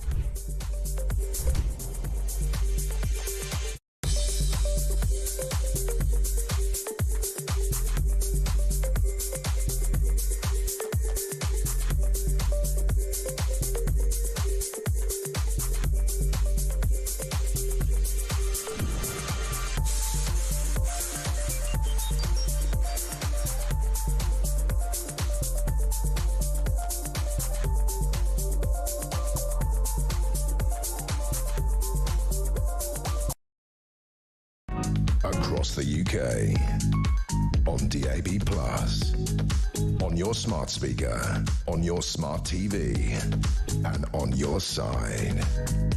This is Talk. Welcome back, 5:25, Monday afternoon. We're live across the UK. This is Talk, the home of free speech and common sense. Thank you so much indeed for all your calls and your texts this afternoon. Please keep them coming. Richard says, I wish Ben was our PM. He is so right. Mark Hill, when we get the inevitable power cuts due to the green energy running out, will we start getting blackouts, or will we... Oh, you can't say blackouts. That's going to upset somebody. By the way, I guarantee you this. Well, not guarantee, it's just an opinion. Next winter, there will be blackouts in this country. I have absolutely no doubt. I'll tell you what we'll do. We'll nick all the land from the farmers, who for generations have done their bit. Then we'll grab the land. I'm pretending to be Rachel Thieves or Sakia Drama. Then we'll build some wind farms, because Ed Miliband's nuts. That won't actually create enough electricity. So what we'll do is we'll buy it at 3 times the cost from another country, and then your bills will go up. But we won't be able to get it quick enough, so your lights will go out, and it'll be a... Well, it won't be a blackout, we can't say that. Wokeness will not go away unless we laugh it out of town, says Simon in Devon. I think we're going to cry it out of town. Listen, delighted to have my next guest on. If only the machine would work. Oh, hold on a second. First up, Ryan's very excited. A voice note. Jeanette, go. Hi, Jeremy. I bet you any money if you ask the Gen Zs what a dictatorship is and an example of a dictatorship, I bet you they don't even know. Ooh, contentious but possibly true. Delighted to be welcomed by the Executive Director of the Freedom Association. He's a man who'll know what to say. Tim Scott, good afternoon. How are you, sir? Jeremy, great to see you. Thanks for having me on, yeah. Always. God, I'm trying, you set out on a show like this every day. We set out with a few subjects, but I don't have a desired idea of where we're going to go. The two that have really got the audience going this afternoon, my friend, and it's hardly surprising, is the fact that police officers have been told not to use the terms black sheep or blacklisted in case they offend someone. This is the diversity guide for Bedfordshire, Hertfordshire and Cambridgeshire constabularies. You could be risking making people feel inferior by blacklisting them, or in fact you make others feel superior. Plus you can't say pregnant woman, you need to say pregnant person, because of course a person can get pregnant. Crap. And Christian-centric language, dare you say the word faith, that will upset people. In a very calm way, Tim, because I will hyperventilate and the whole thing will have to finish. What the bloody hell's going on with our country, my friend? It's a joke. Well, yes, Jeremy, I know. It's one of these days when you have to check your diary to make sure that April Fool's Day hasn't come early. Yeah. And, thank goodness the good people of Bedfordshire, Hertfordshire and Cambridgeshire are being so well policed, with every burglary being investigated and every car theft and everything, that the police have got the time to issue this kind of a diversity guide. I mean, it really is extraordinary. I mean, I had a little look into it. I mean, predictably, it also claims that there's a wider range of genders than merely male and female, and that people should say partner instead of husband or wife. Oh, my God.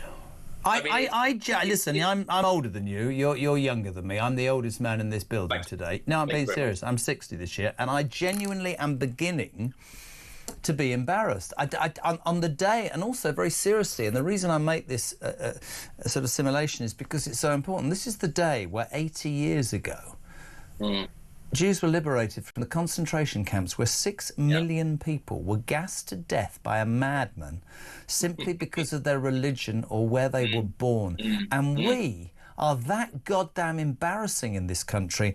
We're worried about upsetting somebody by saying blacklisted. Or, of course, the other story today, which ties into this, is woke Navy bosses renaming an attack submarine. Christ, we haven't got many. Oh, I can't say Christ, that'll upset somebody for God. Oh, say God for sake. Anyway, you know what I mean. We can't name an attack submarine HMS Agincourt for risk of upsetting the French. What the? Yes. What? Listen to my voice. We're a laughing stock, Tim. Well, again, Jeremy, thank goodness our Navy has a record number of ships. And if you're just tuning in, Tim Scott, with a dead straight face, uses sarcasm as his raison d'etre. I must point this out. Yeah, and the Navy is now the smallest it's been, since before Napoleonic times. We probably had a bigger Navy under Alfred the Great, 1,000 years ago. And I reckon a landlocked Saharan desert's got a bigger Navy than us, to be honest. Mali's got a bigger Navy than we have, probably. Yeah. So these are the astute submarines. They all begin with an A, which is why they've called it Achilles, I suppose. Agincourt is to be the 7th. It'll be launched next year. Actually, they're pretty good submarines. They've got cruise missiles and torpedoes. They make their own oxygen and their own fresh water out of the seawater. Do they? They can literally. These are amazing, nuclear powered. They can run for blimmin' ever.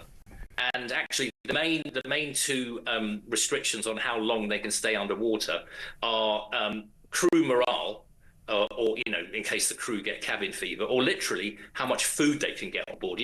They embark with 500,000 sausages, all this kind of thing.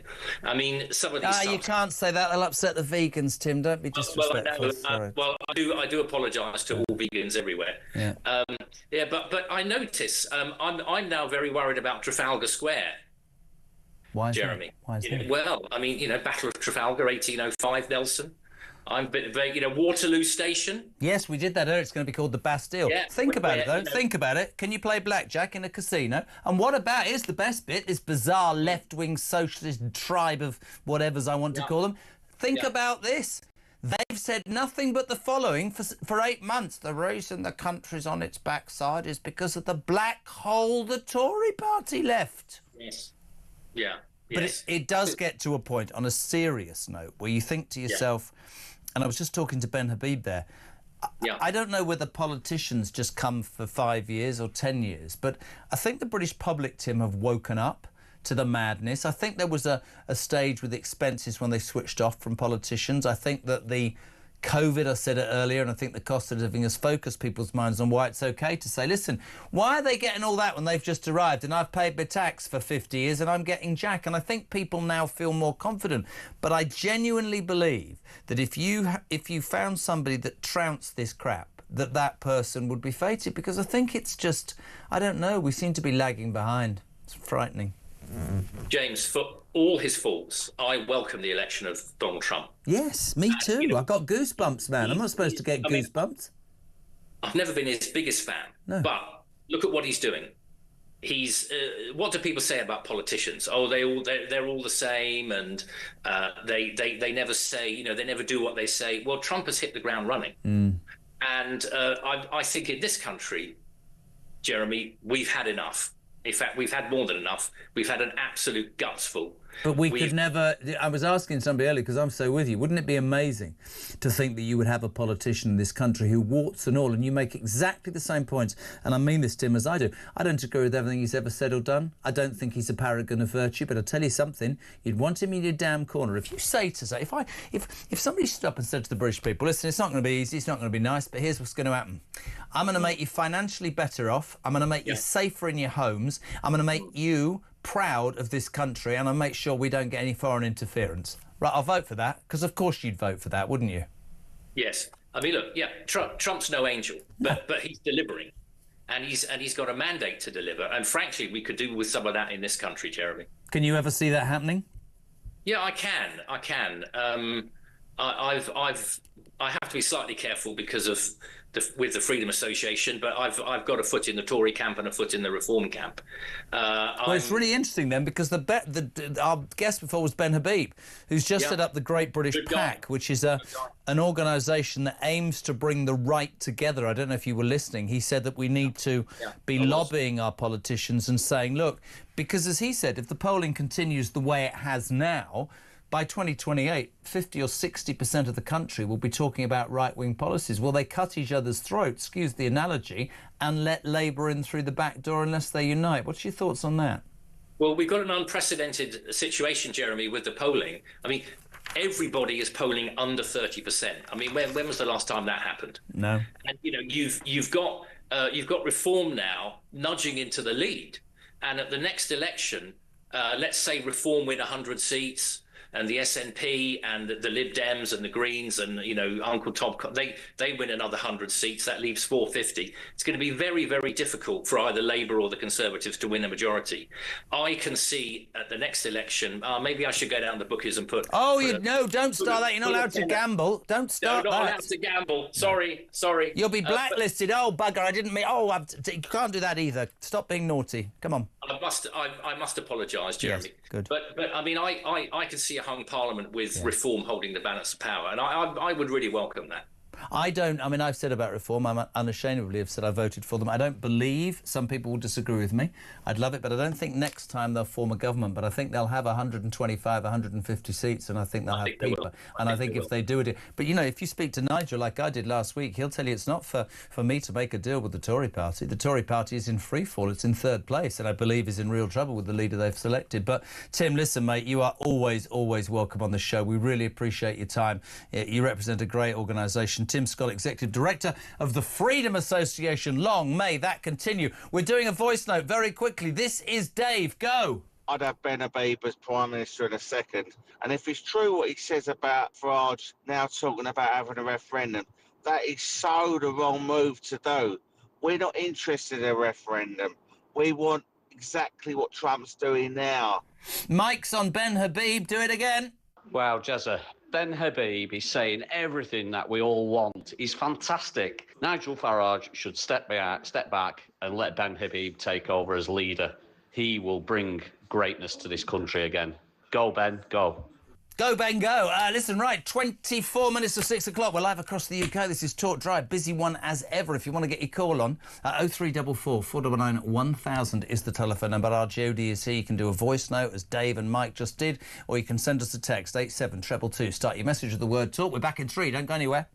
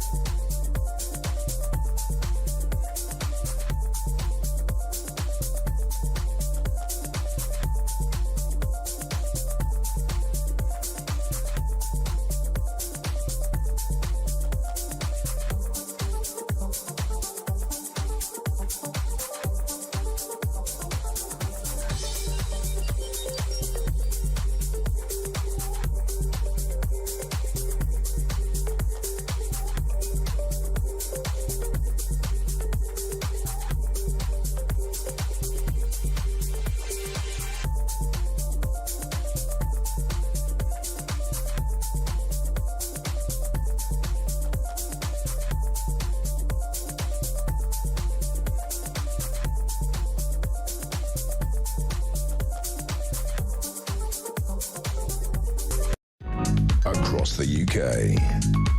On DAB+, on your smart speaker, on your smart TV, and on your side. This is Talk. Really is the only way to wake up. The best breakfast show I've ever heard in my life. I just get into it. I try and go home and not do it. Now I'm on the score on every morning with Ollie, and you just get into it, and then you listen at home because he just speaks the truth, which is what Talk is about throughout the day. Mike for breakfast, Julia Hartley-Brewer from 10, Ian Collins from 1, and drive time occasionally with me from 4 o'clock, the home of common sense and free speech. 0344 499 1000. Text to 87222. And in London, Rano, love this. Surely, Jez, upsetting the French has been a national duty for hundreds of years. Let's not forget the fact they hate us. Let's go to Swindon in Wiltshire. Stella, you're on Talk Drive. Good evening. Good evening. I do love talk radio. I'm just ringing in about the things that you can't say if you work for the police. Yes, you can't say this is a report if you're just tuning in to Drive on Talk. A report today that the police have been told they shouldn't say words like blacklisted or black sheep for fear of offending. Yes. Well, I used to be a police civilian and took phone calls before I retired, and we were told we couldn't use the word surname because it had Christian connotations. You couldn't use what? Surname. We had to say last name. Oh, you couldn't use first names, is what you just said, Celebs. You couldn't use first names. Yeah, you asked what their first name was, and then you asked what their last name was. Because you couldn't say Christian name or surname. Jesus God, honestly, what? And that was a long time ago.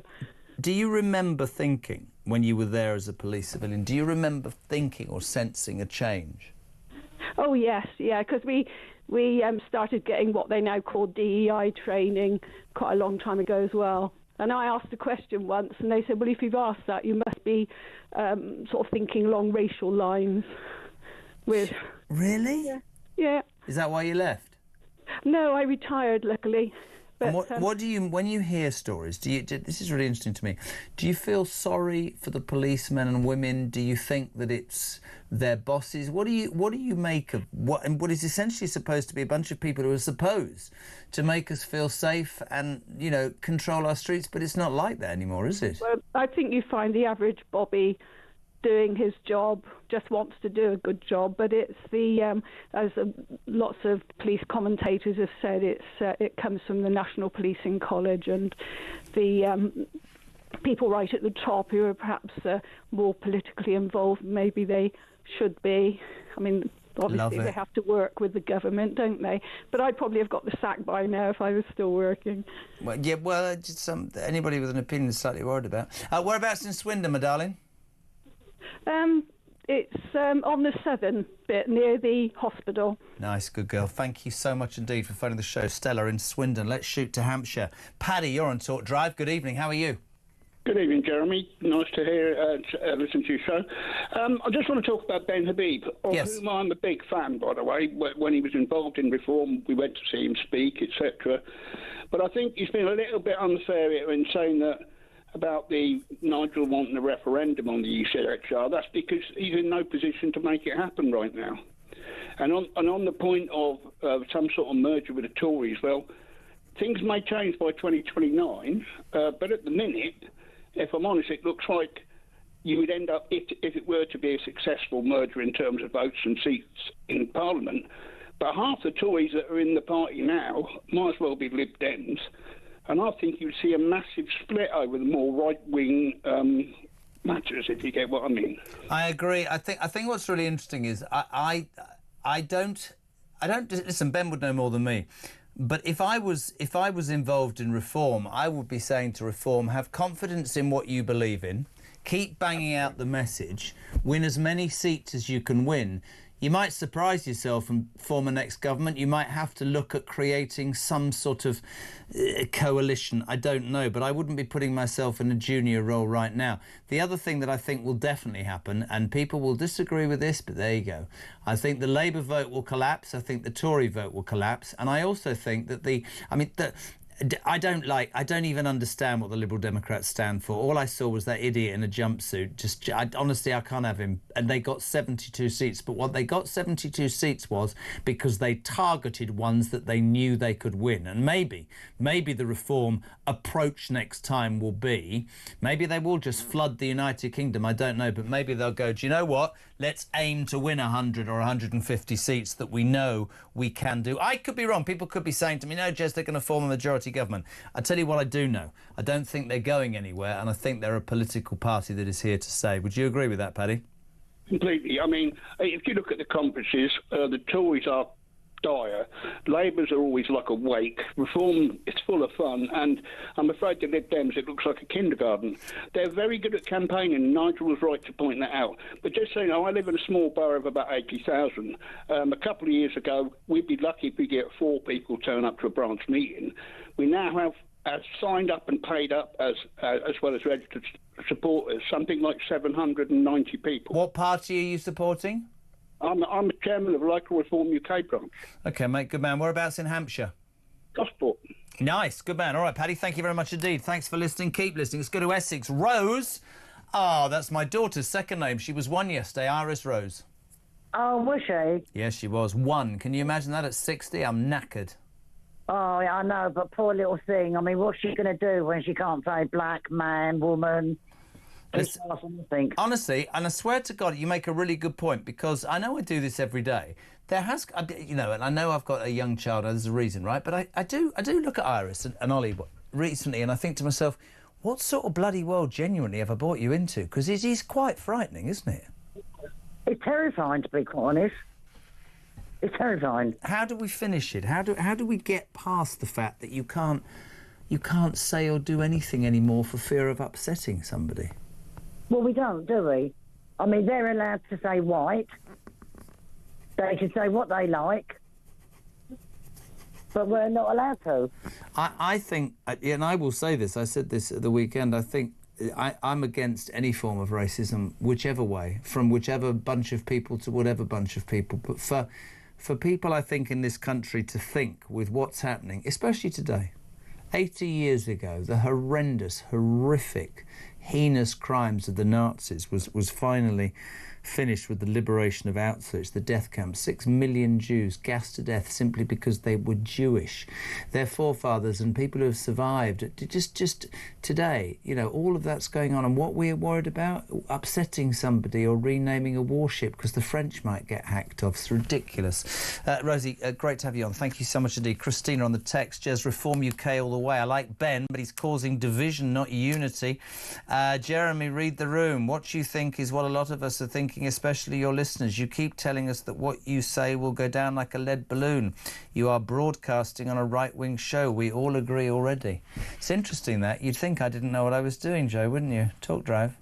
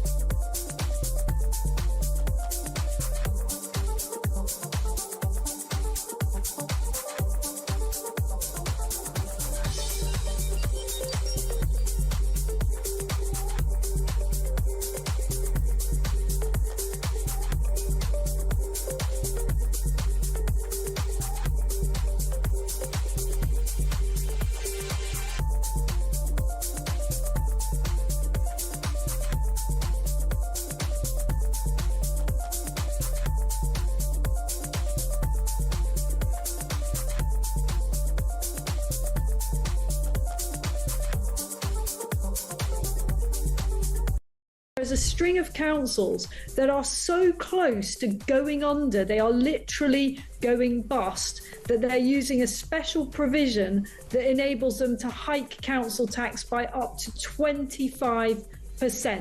The state has got so unwieldy, it's got so huge. 1 in 12 Londoners is an illegal immigrant. It has huge cost implications that we as a country are literally on the verge of going bankrupt.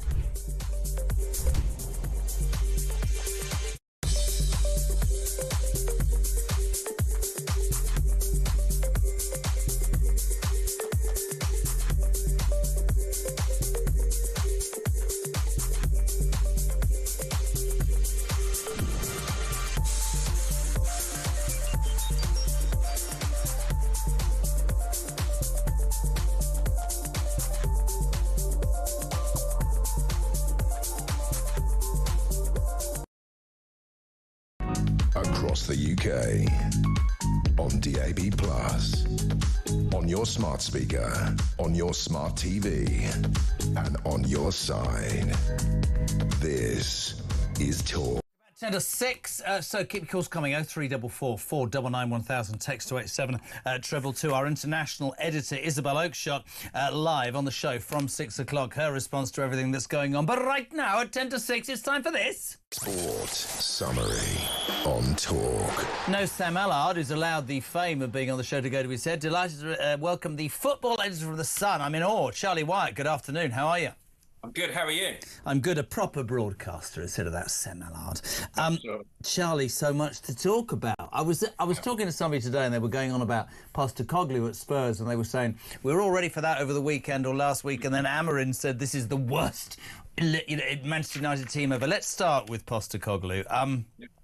I've got friends who are, they're in dire straits mentally because of Spurs. They're as flaky. I mean, is it...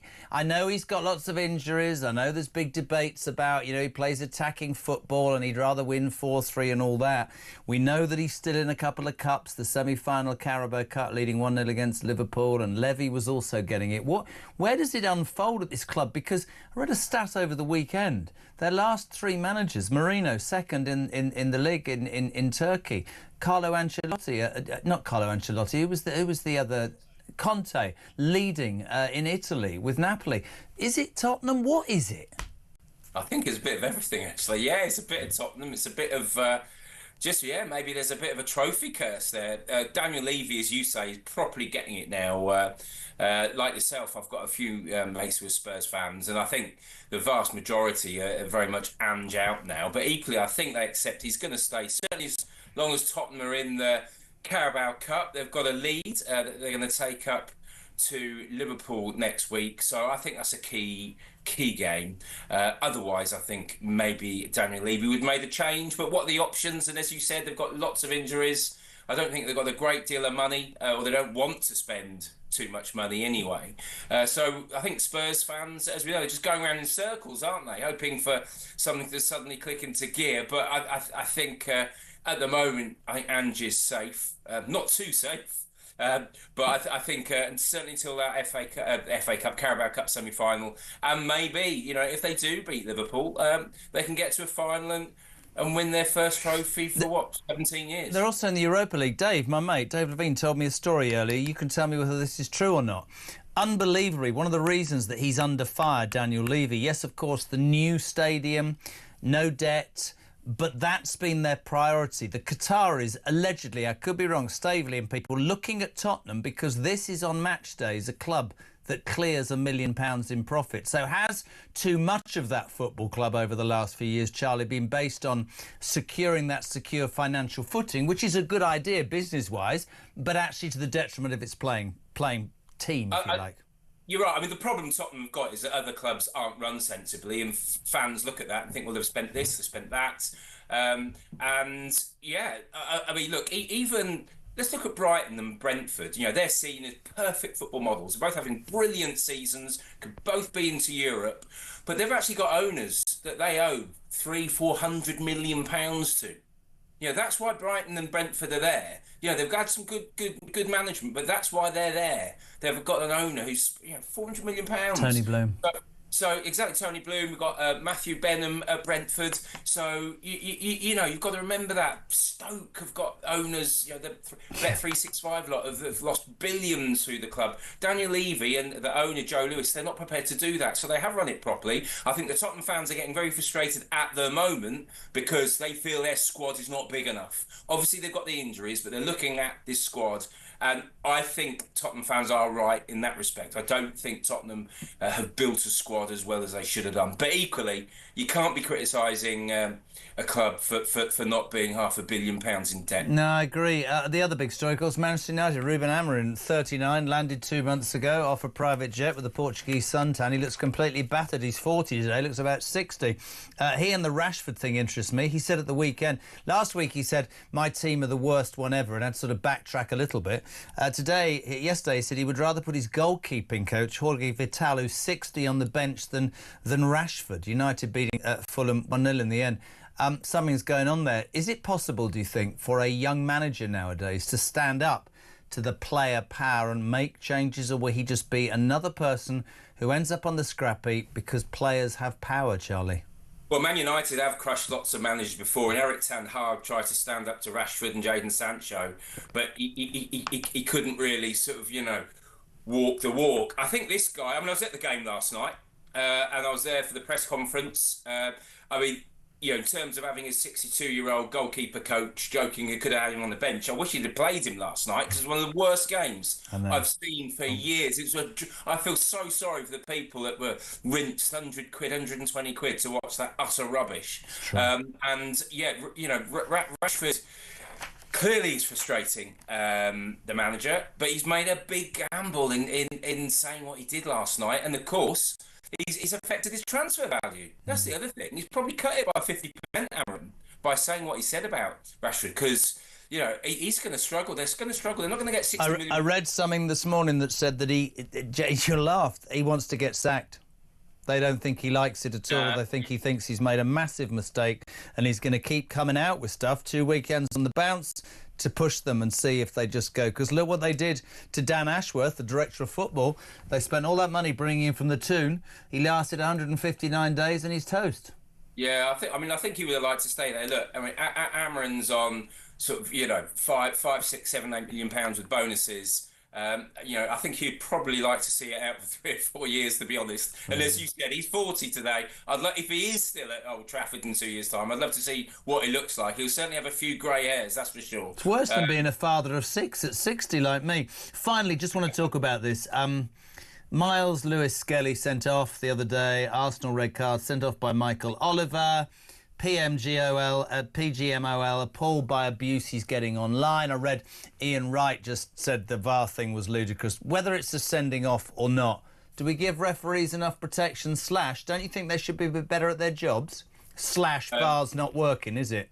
No, VAR was an absolute shambles the other day. The refs got it wrong. We can see that. Everybody knows that. I can't remember a red card that was this ridiculous. We've had a few years. So VAR was there to say, either you're wrong or come and have a look at it. An absolute joke. And the mad thing is, we're going to be having European matches tomorrow. Wednesday, the Champions League and Europa League. We don't get these VAR issues in Europe. No. Yeah, we're not talking about this. But it is easy to criticise VAR, but done properly, like it was at the Euros, like it was at the World Cup in Qatar. We were not talking about VAR, Jeremy, in Qatar or in Germany. So it's the way we're doing it is particularly bad. It's really interesting, though, isn't it? I mean, the one thing that I would say about the Premier League is it just creates so much interest, doesn't it? Listen, Ryan and I were talking about this. When there's a bloody Nations League crap that means we have to have a winter break, I'm depressed all weekend, man. There's something about the whole thing. But yeah, look, stories absolutely everywhere. And Charlie, can I just say, I mean, I've known it for a long time. Streets above Sam Allard, who's crap. We really appreciate you being on, mate. Really, really do. Anytime. Charlie Wyatt, football editor of The Sun. Read him in The Sun. Absolutely spot on. Describing the match last night between Fulham and Manchester United as utter rubbish. Almost 6 o'clock. Drive into the third. third hour, and just to stick with Isabel Oakes, shot loads to talk about in the next hour. Whatever is, whatever's getting you going today, it's really, really simple. Hello to Claire from Swansea, who says, I've got a beautiful black cat called Oliver. How do I describe him to a vet if I can't say black? Plus, they'll probably ask me what his gender is. Problems, you see. What's she going to do? Imagine Mrs. Slocum in Are You Being Served? If she had a black pussy, she talked... Anyway, don't go there. 0344 499 1000 is my telephone number. You can send a voice note, you can make a call, or you can text us your comment. For Drive, 87222. Start your message with the word talk. News at 6 is next.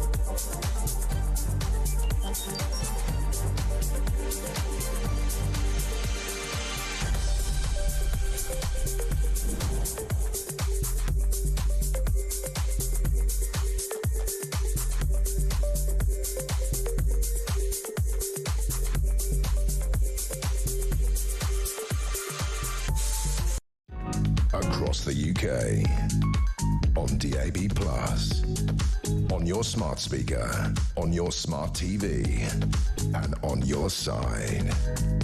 This is Talk.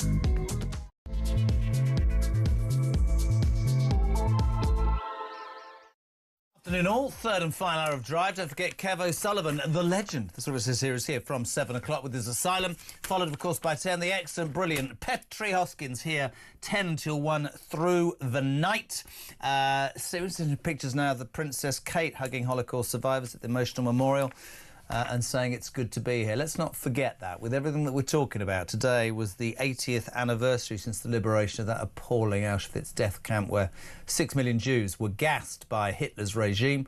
And the ceremonies have been taking place across the world, rightly. King Charles in Poland making a speech, and I think that's a very important moment to explain how anti-Semitism is still rife in this country. Your thoughts on that would be welcome. 0344 499 1000. But so much madness in the world, whilst the world is dealing with important things like that. We're in a country where, well, lots is going on. Jane is a new caller. She's from Wolverhampton. You're in trouble, though, in this country now, Jane, in Wolverhampton, aren't you?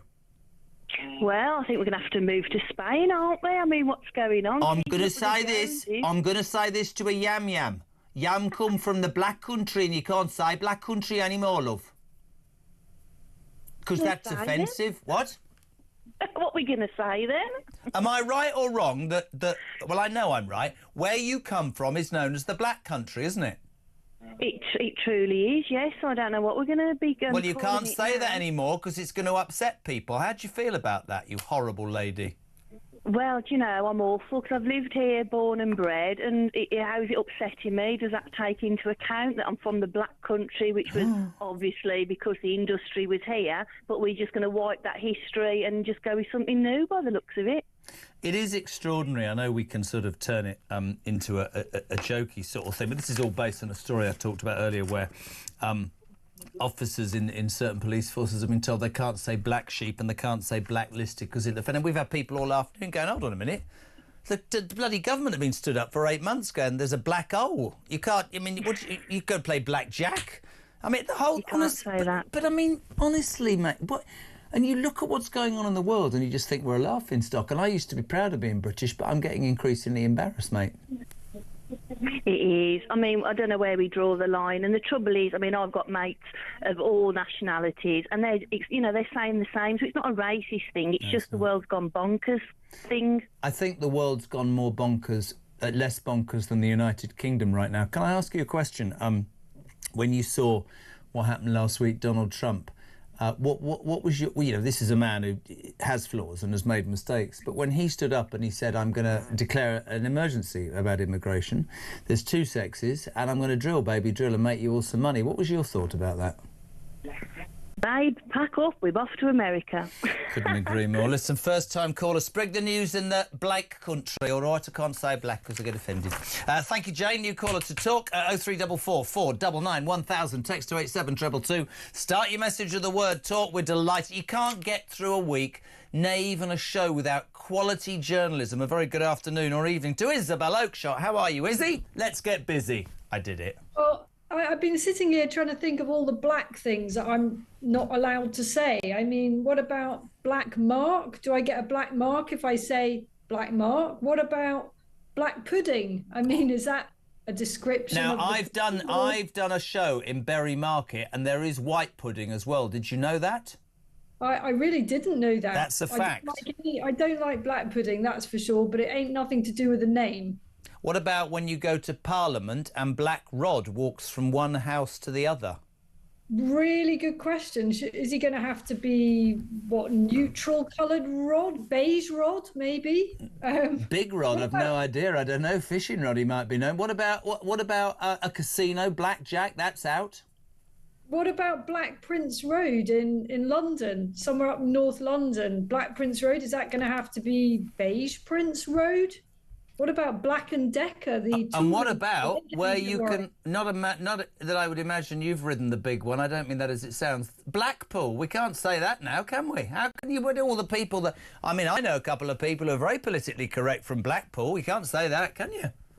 So are we now coming to the point where black just isn't allowed to be a word anymore? I mean, do you know my entire team are now in hysterics because apparently I've said something that I patently didn't mean to say. I know you did, and I just glossed right over it. You know, the team guys, come on. Get a grip, you immature, childish people. Isabel and I go back a long way. Isabel, thank you so much indeed. My God, where do we start? I don't want to start with Starmer or anything. I want to just talk about the madness. Let's actually change that. You'll love this. This will be right up your street. Ed Miliband, or Millipede, or Millisqueed, or whatever, our energy secretary, is apparently hiring a taxpayer-funded photographer, which I think is the giveaway, despite previously criticising politicians who did the same. He slagged off David Cameron in 2010. The Department for Energy Security and Net Zero, run by the former bacon-eating idiot, is advertising for a photographer to produce images that grab headlines and stand out on social media. I don't want to be rude, but he's probably the most unphotogenic person in the world. But this is the whole stuff, isn't it? This man who wants to steal land from farmers and build wind farms and end up with no electricity. I said something earlier. I'd love your response to this. Well, he's hiring a photographer. I bet you within 11 months there'll be blackouts. Oh, God, you can't say that in this country, but you know what I mean, right? Yeah, absolutely. I don't think he needs any help of a professional photographer to create memorable photographic moments. I mean, the bacon sandwich is only one of them. Who was the banana? Was that him? Was the banana eating image him, or was it his brother? It might have been his brother. But basically, the Milibands are gawky creatures. They don't need professional photographers to attract all the wrong kind of attention. And, I don't know whether, really expensive taxpayer-funded snapper is going to be able to improve Ed Miliband's image. It's all down to what he's actually doing to our country, and no amount of putting a glossy look on that is going to cover up for the fact that he's a complete and utter net zero nutter. I thought you were going to say listen something. to that. A complete and utter net zero nutter. How did I come up with that? There we go. NZN. No, but true. And actually, on a serious note, whatever I think about Starmer, I'm pretty amazed. Again, another example of how this government seems to not really have their hand on the pulse of the British public, because I understand that the bedwetters all go, "Ooh, let's see if they claim it." But most people I know go, yes, but there's quite a lot that needs doing, like our hospitals, our GPs, our unemployment figures, our immigration problems. We have a here and now problem, and this obsession that a country that provides just 1% of carbon emissions should be leading the world simply to salivate the ego of Miliband and his dodgy crew is to me extraordinary. But this is the same day that we've also the HM. Have you heard about the woke Navy today, Isabel? Have you heard that story? It's brilliant. Royal Navy chiefs have come under fire for dropping plans to name a new attack submarine after the Battle of Agincourt, because apparently if they do that, well, we beat the French, as we always beat the fence-sitters, as I call them. So this is an astute submarine, a lot of money, very, very important. We're going to call it HMS Achilles, because that might offend the French. And no truth, by the way, so far that the rumour in town that Waterloo Station's being renamed tonight in honour of the French is going to happen. So this is genuinely the crap that we deal with in this country whilst the world's going through what it's going through. Sorry, did you say that we're going to call it HMS Achilles? Yes. Did you say? Yes, killed by Paris in the Trojan Wars. That's ironic, isn't it? Is that for real? Are you serious? HMS Achilles. Right, listen to me. You think I'm making this up? I do actually. No, it will now be called HMS Achilles. Instead, Grant Shapps, the former Defence Secretary, said the name change was nothing short of sacrilege amid speculation. It's probably been undertaken because of fear of offending the French government. I'm not making that story up. I've been doing it all afternoon. I mean, calling something that's supposed to be a source of fear and terror to our enemies Achilles is not the smartest move, is it really? But it won't offend anybody, that's the nice thing. Well, it'll just make us look ridiculous, though, and I think we're already doing a pretty good job of that on the international stage. We don't need any more symbolic reminders of it. That's I think the thing that I take out of these shows increasingly, Isabel, is that I actually do feel that we are across the world beginning to be laughed at, and I hate that as somebody who's proud to be British. I genuinely do hate that. It is. It's sort of almost worse than that. I mean, I talk a lot to people from all over the place. I'm currently in the Middle East, and there are a lot of people in this part of the world that still look up to Britain or want to look up to Britain, but are so saddened by. They're almost pitying of us. They're kind of like, what are you doing? What's happened to you? Yeah, it's so sad. They actually, these are the words I hear the most often. It's so sad what's happened to your country. And it's interesting, isn't it? Which builds into this argument that I have that for years we always were the leaders, right? The Industrial Revolution, whatever it is, and there's still that stupid belief, I think, amongst the bedwetters that, not stupid, actually, that would be unfair. They're all or nothing. I think that there are many reasons, many examples that this country has led. I think we were the first to deal with the Ukraine crisis and we did great. But I think politicians of all parties, and certainly some do, some don't, need to look at what's happening in this country. And with all the problems that we've got, when you've got a government interested in small talk and petty ideological crap, and you've got a government that's interested in appeasing the globalists but doing nothing at the moment for its own people, that's when trouble brews. And I'm with you, it's embarrassing. I mean, let's bring it to Trump. It's good, isn't it? I'm going to ask you what I asked somebody earlier. He apparently had a very civil phone call with Sir Drury Starmer and agreed to visit Britain soon. He's playing him, isn't he, Isabel? He's playing him like a good one. Well, there's not going to be any love lost between those two. I mean, Starmer will have that usual sneery lefty sense of superiority, moral superiority over Trump. Let's be honest, Starmer despises Donald Trump. Most of Starmer's government despise Donald Trump. And equally, the new US president will have no time whatsoever for that dreary lefty lot. Again, privately, he will despise them. You know, they stand for everything that he's just stood up and said he's going to dismantle in America. So, you know, what we can see this as was pure choreography. It's not even theatre because we don't get to see it, but it's basically the norms of diplomacy. That's all it is. I love the way you called it norms. I was going to call it something completely different, because actually what I found more interesting today was there was a poll of British voters that actually a majority backed Trump's policies. Did you see that? I did, and that's, I mean, in a sense, I'm not that surprised by that, because we've got to a point where people are, you know, they realise that something major has got to give in the UK. Something big has got to change. We cannot go on in this direction of travel because we are heading over the cliff edge. And equally, and this is sort of linked thing, that half of young people, apparently Gen Z, quite fancy the idea of a dictatorship. I read this for people coming in from work or just, I don't know, in the car right now. Isabel is spot on the money. Listen to this. More than half of Gen Z believe that Britain should be ruled by a dictator, and 1 in 3 want the army in charge. The findings for Channel 4 also suggest the emergence of a stark gender divide amongst young people, and a generation that is simultaneously liberal and authoritarian. 52% of them thought it'd be a lot better if we had a stronger leader like Trump.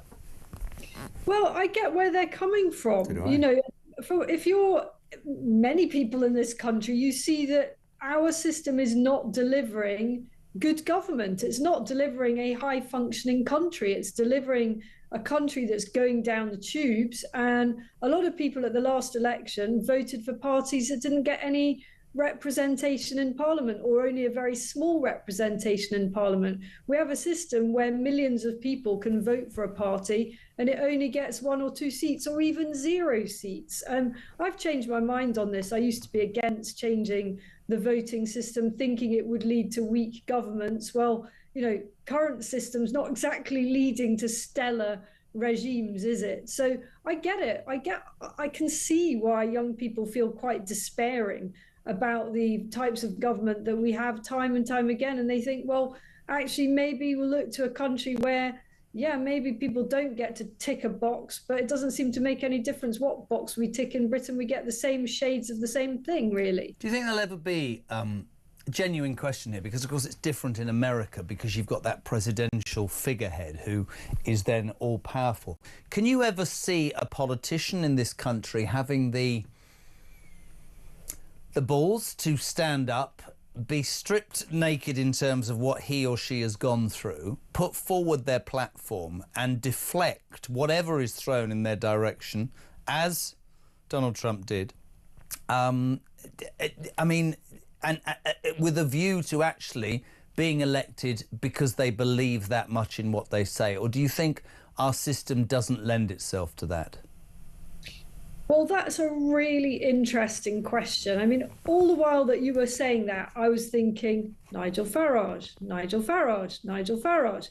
But Nigel Farage, if he wants to become Prime Minister, has also got to kind of tailor his message to modify his message to some extent, because politicians in our country just do. So he can't stand. But actually, more than that, jumping in for a reason, this is exactly the point of me asking the question. Do you feel that because of the system we have, that you would have to become a little bit more centrist or politically adept or whatever, I don't know the better way to describe it, to get elected? Do you think it's possible to not really sell any of your principles down the river, so to speak, and stand as in your face as Donald Trump does, being as antagonistic, honest and completely disinterested, whatever you throw at me, accuse me of this, accuse me of that, this is what I believe? Do you think a politician could get elected being that strong in the UK? I personally don't, which I think is a shame. Not yet, but if we have 2 or 3 more years of this, I think the country might be ready for it. But it would be such a cultural change, and it would be so high risk for any politician to stand up and absolutely unvarnished say what they truly think. No one really does it. I think Farage is as close as it gets. And I think really the question you're asking is, as the prospect of actually gaining power inches closer, and we're long way off from any election now, so this is all very hypothetical, does a politician like Mr. Farage become bolder, or conversely, does he become more cautious? And therein lies the question for me. It's exactly because the nearer I mean, we had these conversations as the election in America got closer. I kept saying to everybody, just needs to keep to the script now. It's at the minute you go, they're eating the dogs and they're eating the cats, and everyone, oh my God, and yet he highlighted a problem that was patently happening. He probably over-exaggerated. I get all of that. You're right. As the winning post becomes clearer, and nearer, do you quieten down? I'll tell you, I saw a couple of interviews over the weekend, just finally, actually. Quite impressed with J.D. Vance. Oh, I think everybody is. But, you know, we've got a huge outbreak of kind of US envy. I mean, we heard it from one of our callers earlier, just before I came on to talk to you, saying, you know, I basically just want to move to America. And that's how people are feeling at the moment. Now, that will probably die down a bit. Trump's going to make some big mistakes. He is Trump, you know. So I remember hearing one of our other contributors calling him a hand grenade on legs. I mean, he is going to explode at some point. But at the moment, people just looking over at what's happening in the US thinking, oh, I'd like to get me a bit of that, please. And also, just as our international editor, to finish on a serious note, because it's to me it puts everything into stark contrast, really. Ceremonies taking place throughout the world today to mark 80 years since the liberation of the Auschwitz death camp. We all know what the Jews did. We all know how many people sadly lost their lives. King Charles there for the United Kingdom today. For me, apart from, you know, the humility of watching that and what I think about the Jewish nation, I have many Jewish friends. I then hark back to the crap and the insignificant ideological rubbish this country seems to be associated with. And I look back and I think what those people went through, and it breaks my heart, really. Yeah, I mean, that's the really big, important stuff, isn't it? And lest anyone think that this is just ancient history, you know, the last, whatever it is, year and a half has taught us that these issues, this absolute grotesque spectre of anti-Semitism is still rife, and it's got so much worse. We've seen it on naked display in the UK, and it's frightening that is still there. I mean, you cast back a few years, you kind of thought that was all gone. It's done and dusted. You know, there were organisations like Searchlight, I think it was called, that were kind of existed to smoke this stuff out. Absolutely. And you know, they didn't have a huge amount to work with. Now they must be overwhelmed with issues to deal with. Really appreciate your time. Thank you. And like me, much more classy than that lot through the glass. Thank you very much indeed. The amazing Isabel Oakeshott. Keep your calls coming. We're here until 7:03 44 499 1000. Text to 87222. We're coming back in 3.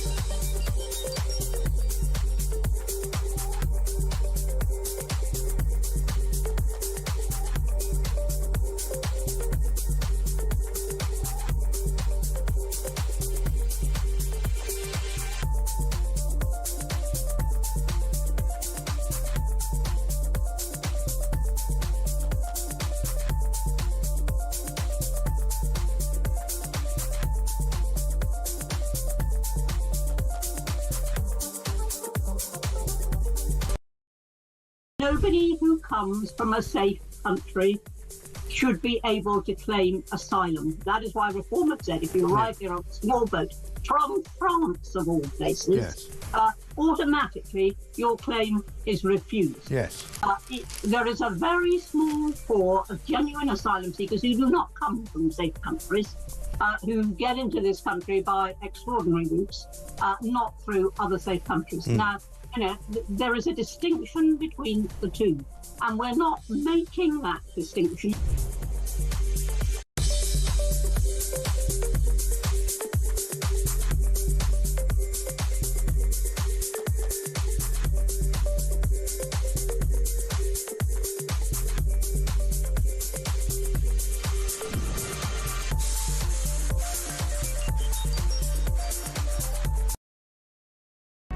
Across the UK, on DAB+, on your smart speaker, on your smart TV, and on your side. This is Talk. 26 minutes past 6 o'clock. Talk Drive with me, Jeremy Carr, the home of free speech and common sense. And of course, as ever, please keep your calls coming. 0344 499 1000. Your text message is always welcome. 87222. Start your message with the word talk. 7 o'clock tonight sees Kev O'Sullivan on, and from 10 it's Petrie. But as we told you today, ceremonies taking place worldwide, my friends, to mark 80 years. That historic day, the liberation of the Auschwitz-Birkenau death camp. About 50 survivors returned to the site to lay wreaths and candles, and some gave speeches at a service. King Charles says it is a sombre and indeed sacred moment, as he tells a side event in Krakow that the responsibility of remembrance rests on our shoulders. So many Jewish people murdered, a heinous crime that bound together a race forever. And I think, as we've said earlier on the show, brings into stark reality the fact that anti-Semitism, tragically, is still on the rise in this country. I'm delighted to be joined now by Simon Johnson, former CEO of the Jewish Leadership Council. Simon, a very good evening. Welcome to Talk Drive. Good evening, Jeremy. I made no secret ever of my Jewish friends and how I find it appalling that I have friends whose kids can't wear their blazers in North London to go to school for fear of being victims of anti-Semitism. Why do we have the problem back? How do we get rid of this? When you look at these images, when you look at these pictures, when you understand what your forefathers and foremothers and everybody went through, we need to be more respectful, don't we? I think it's more than that, Jeremy. The Holocaust that we're commemorating, the 80th anniversary of the liberation of Auschwitz for today, was perhaps the biggest stain on human history that there has ever been. A industrialized, mechanized, state-sponsored slaughter of millions and millions of people for no other reason than that they were hated. 6 million, that's not 20,000, it's not 40,000, it's not even 1 million, it's 6 million. A number that, to be honest, Jeremy, we find it very hard to comprehend these days.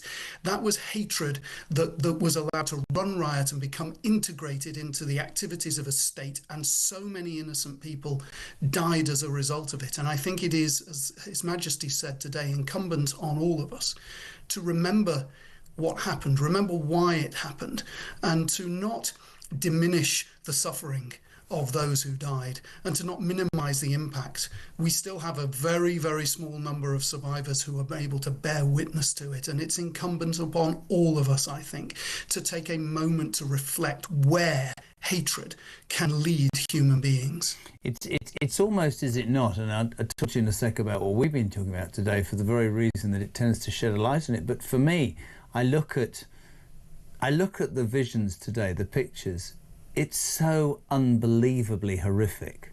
Just, people will say the Holocaust. They'll talk about, the concentration camps. But to think, as you quite rightly put it, that 6 million people were gassed to death simply because they didn't fit in to a man, a country, an ideology. That is frightening. And of course, there are mad people, and Adolf Hitler was one of those. But how this was allowed to happen is extraordinary. And I do say, and I said it earlier, and I probably get some crap, but there we go.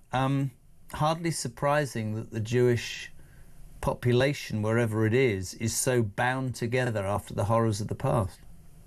The issue was that the hatred was normalized. I think it's very easy to blame a mad leader or a government, but this didn't. The Holocaust didn't start with the death camps. No. It started with ideas. It started with actually Adolf Hitler being democratically elected and then slowly integrating a creeping program of hatred and restrictions on the Jewish people that culminated in the death camps. And if you, again, to bring the scale to our modern sensibilities, in the last few months of the war, nearly 1 million Jews from Hungary were killed at Auschwitz-Birkenau. That level of hatred doesn't happen unless it has broad acceptance across society. And that's why now, when we see hatred against all sorts of people, but specifically against the Jews, we need to be able to reflect on where that hatred has led in the past, to ensure that the hatred does not lead anywhere near that, whatever the causes of that hatred. Because as I say, the death camps were the end product of the hatred, but it started with ideas, with words, and with people following an ideology. In terms of where we're at today, many of my friends and many people who have been on today will say that there has been a rise in anti-Semitism, and many Jewish people say to me, you know, the United Kingdom was our country, Great Britain's always been great to us, but there are many examples now where they are too frightened to go out. There are people being just put in a terrible, terrible position, young and old. One of my closest working colleagues is Jewish, and he's talked about that, and his older parents. What does society need to do? What happened on October the 7th was horrific, and I know which camp I'm in. But how do we educate people to understand that we should never go back to that revolting, as you said, hatred, anti-Semitism at its worst? It's anti-Jewish hatred, but the word there is hatred. There is an argument that the late Chief Rabbi Lord Sachs made the statement that the Holocaust was caused by hatred of Jews because they were a race. But here's a question for you, as the ex-CEO of the Jewish Leadership Council, and probably too basic, and I apologise for I ask it, but I'm interested. Why do you think the Jewish population was so, not just Adolf Hitler, but why do you think there's anti-Semitism? Because a bunch of Hamas, Mullah-backed thugs decided to destroy the lives of 1,400 innocent people, and Israel decided to defend itself, the only democratically elected government in that region. Why is there hatred? Is it ignorance? Because I think there's a lot of ignorance. So hatred against Jews is ancient, old, and rears its head from time to time. As I was just saying, in the 1930s, the hatred was probably because of the Jewish race. What we're now experiencing now is hatred against Jews because of the Jewish nation, because of the Jewish state. And that what people are starting to do, and why you've seen such an increase in anti-Jewish hatred, people are blaming Jews around the world and Jewish communities wherever they are for their disagreement with what the activities might be of the government of the Jewish state. And that is just, in our opinion, simply a different manifestation of an ancient hatred. It's too easy for it to happen, and that's why you've seen so many Jewish people upset by seeing people marching through the streets of our capital city shouting death to the Jews. Now that's the sort of thing that if it's allowed to flourish and is allowed to develop and is not dealt with, then we have seen through what we're commemorating today with the Holocaust where such hatred can lead. Now I'm not suggesting for 1 minute that we are anywhere near where that was, but as I said earlier, the Holocaust started not with the death camps, but it started with ideas. It started with hatred. Why then, and you're right to point it out, can people march through through London, our capital, shouting the river to the sea or death to the Jews or whatever they shout? But if the boot is on the other foot, and of course I have to be careful. Actually, I don't have to be careful. They won't listen. The Palestinians have their argument, but it seems to me that the policing is different in many instances. So is it institutionalised anti-Semitism? Is it politically correct to be anti-Jewish? Is it? I don't know. It doesn't matter. Somebody said to me, I just want to nail something actually, because somebody said something to me earlier. I find any racism abhorrent. I genuinely do. That doesn't stop me saying that if Muslim men rape young white girls, they should be deported, or they should be not allowed in this country, or they should be arrested. I don't want to hear police say, I'm worried about raising cultural issues. If you break the law, you break the law. The same, to me, applies in the racism argument. I find all racism abhorrent, but don't tell me that there isn't racism against the Jewish race. And why is it not spoken about as much? Is that because... I don't know. And that balance needs to be achieved, not just because of the Jewish people's history, but they surely deserve to be treated exactly the same as everybody else in this country. The idea of why people hate Jews or anybody else is one for the academics, I think. But I think that there is no question that many people who wish to show concern and solidarity with the people with the Palestinians or with innocent Gazans are breaking across the line and revealing themselves to be actually hating the Jewish people of whom this is our state. So, for example, you can disagree most vehemently with anything that is done by the Israeli government, but when you take that hatred and you daub a synagogue, or you firebomb a Jewish school, or you threaten to bring violent action against children going to and from a school, that is taking it to a completely different level. That is a hatred that cannot be justified. And it is extremely important on this Holocaust Remembrance Day that we remember what can happen when people do not put a limit on the way that they express their hatred. And that, unfortunately, is why we're seeing such an increase in activities of anti-Jewish hatred all over the world, which unfortunately has just been triggered and exacerbated by the activities of the Middle East, in the Middle East, since October the 7th. Listen, I haven't spoken to you before, but delighted to have you on, and delighted to have you on whenever. Simon Johnson, thank you, former CEO of the Jewish Leadership Council in the United Kingdom. Almost 24 minutes to 7 o'clock. We're live across the UK. What a day. So much in the news. It'll continue with Kev, it'll continue with Petri, and Mike will be back with Morning Glory and up and at it from 6 a.m. in the morning. The only breakfast show you need to wake up to. This is Talk Drive.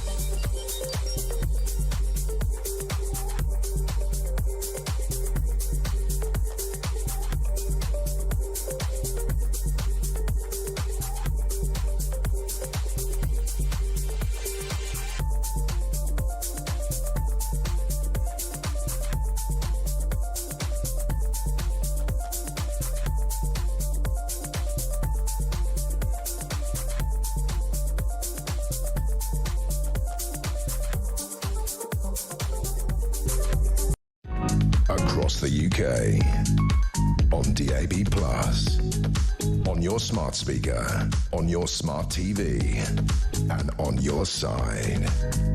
This is Talk. Welcome back. Jodie and I are talking off air about what supermarket. She says, you shop a little, don't you, in the middle aisle? Brilliant. 0344 499 1000. By the way, Cameron, Jodie's boyfriend, if you're listening, you're giving all men a bad name. 0344 499 1000. Thank you so much indeed for your messages. Now, I don't know how to read this. Is this Richard Burton upon Trent? It's quite clever, isn't it? No, you don't even know who Richard Burton is, you lot. You're so young. Married to Elizabeth Taylor. Great.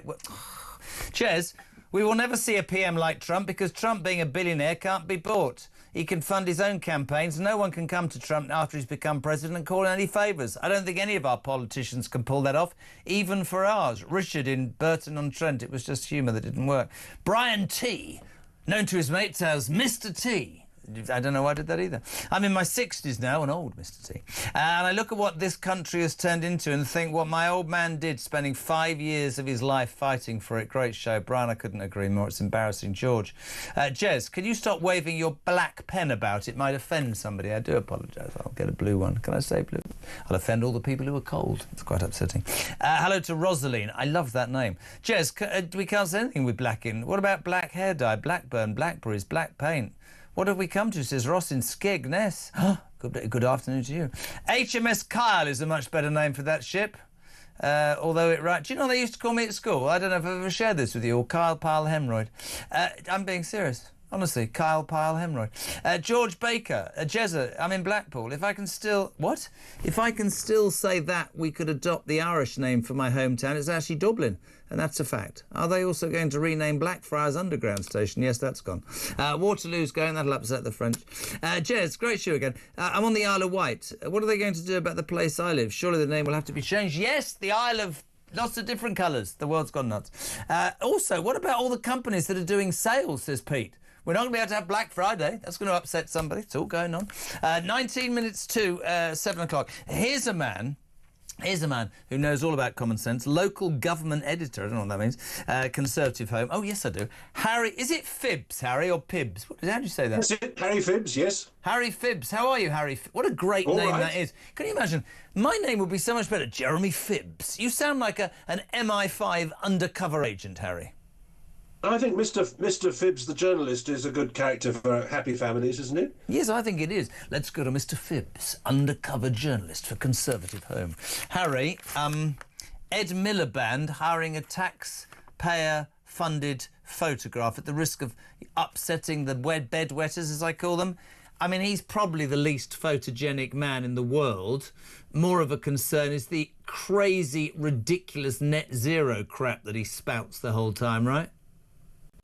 Yes, I mean, he says, "Oh, look, this is a trifling matter that he's spending £40,000 on a part-time photographer," and in a way that's right, because he's threatening to bankrupt the country with the astonishingly expensive net zero policies. We already pay 3 times as much for our energy as the Americans, and that gap's going to widen because Trump is going to get on with the fracking and drill and deregulate and increase the energy supply. So the Americans will have even lower energy bills, whereas we've got Ed Miliband pushing up our energy bills. Well, I was amazed the other day for people who don't sort of get this, because this has now become my bugbear, this net zero rubbish, right? So the tax on farmers is an attempt by this government to force them out of business and grab their land. Then when they've got their land, they're going to build wind farms, right? So there's me the other day, naive me, thinking, do you remember when we had those winds? I thought that'll be good. No.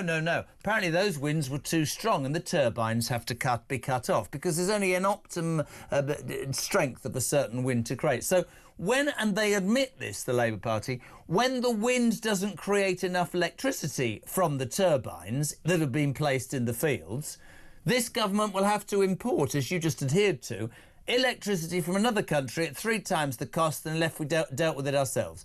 They're mad. It's madness. Yes, because the imports, of course, cost more and is also bad for the environment because it has to be liquefied. So because we're refusing to produce our own energy, our own drilling on the North Sea, and have this ban on fracking, while the Americans have got on with it and haven't had any problems with houses falling down with earthquakes. It's gone absolutely fine, and they produced an abundance of cheap energy. But Ed Miliband's idea that if he has his vanity photographer at our expense, that this will somehow win us over, is sort of absolutely deluded. By the way, I put in a Freedom of Information request to his Department of Energy Security, as it's misnamed, and that's, you know, they said they've employed 76 communications officers, press officers, and social media people. I mean, absolutely astonishing. This spent over £6 million of our money on the media operation for one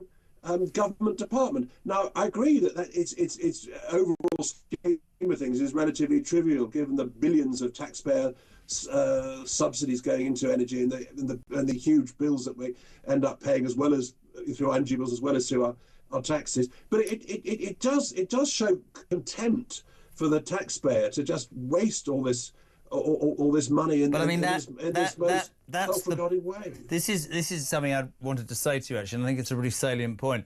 I think for years the British public just let politicians get on with it. Then I think with the expenses scandal, they were like, not interested, you lot are a bunch of scutters. There's no respect.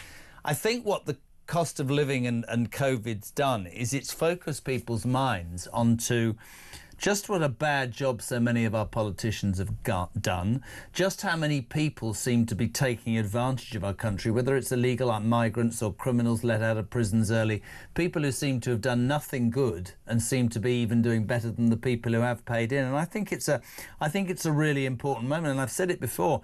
I think the British people are wanting politicians who have conviction, who have belief, and who listen. And I'm not sure there are many who understand the depth of the anger in this country. Miliband is a living example of somebody who is, I can't even put it really, do you know what, so far up his own backside that he doesn't even have his finger on the pulse or his ear to the ground about what most people are saying. Yes, there's a climate problem. There was in 1976 when I was 11. It was the hottest summer of the year. We were all going to burn to death. We didn't. What I'm saying is, yes, there's an issue, but I also fervently believe there are things that this country wants sorted before we throw billions and billions of pounds away in this quest to be what? The leaders of something that won't be solved by 2030. I feel really strongly about it. I always have, Harry.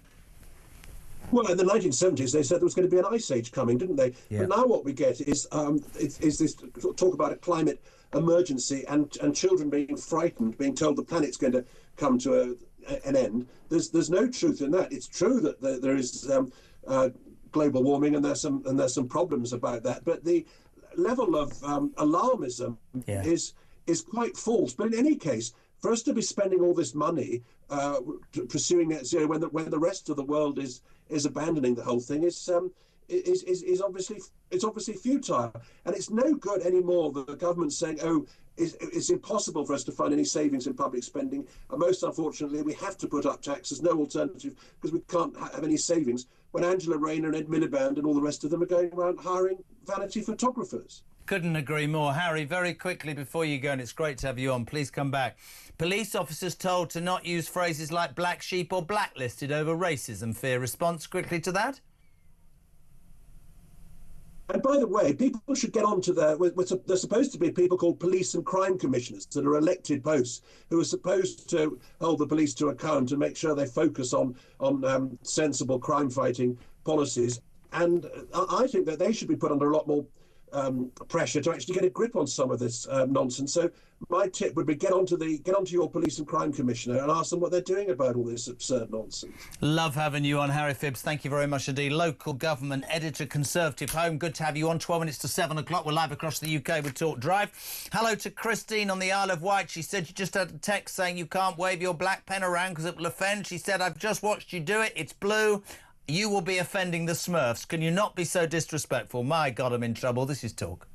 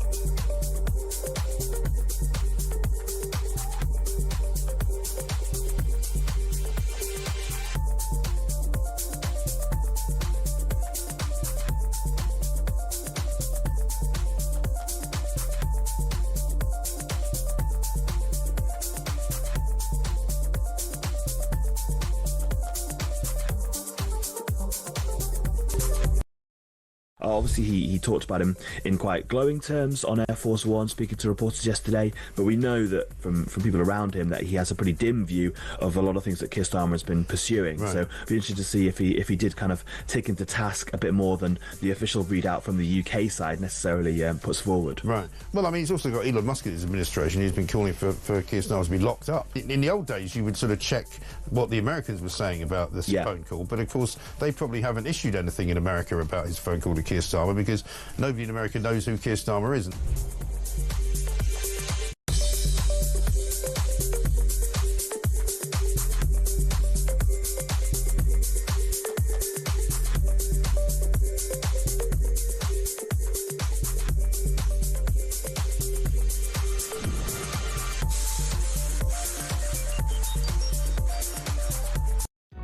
Across the UK, on DAB+, on your smart speaker, on your smart TV, and on your side. This is Talk. Welcome back, 8 minutes to 7 o'clock. Let's go to another new caller. They're streaming in. We're going to London. Rochelle, I love that name. Rochelle, welcome to Talk Drive.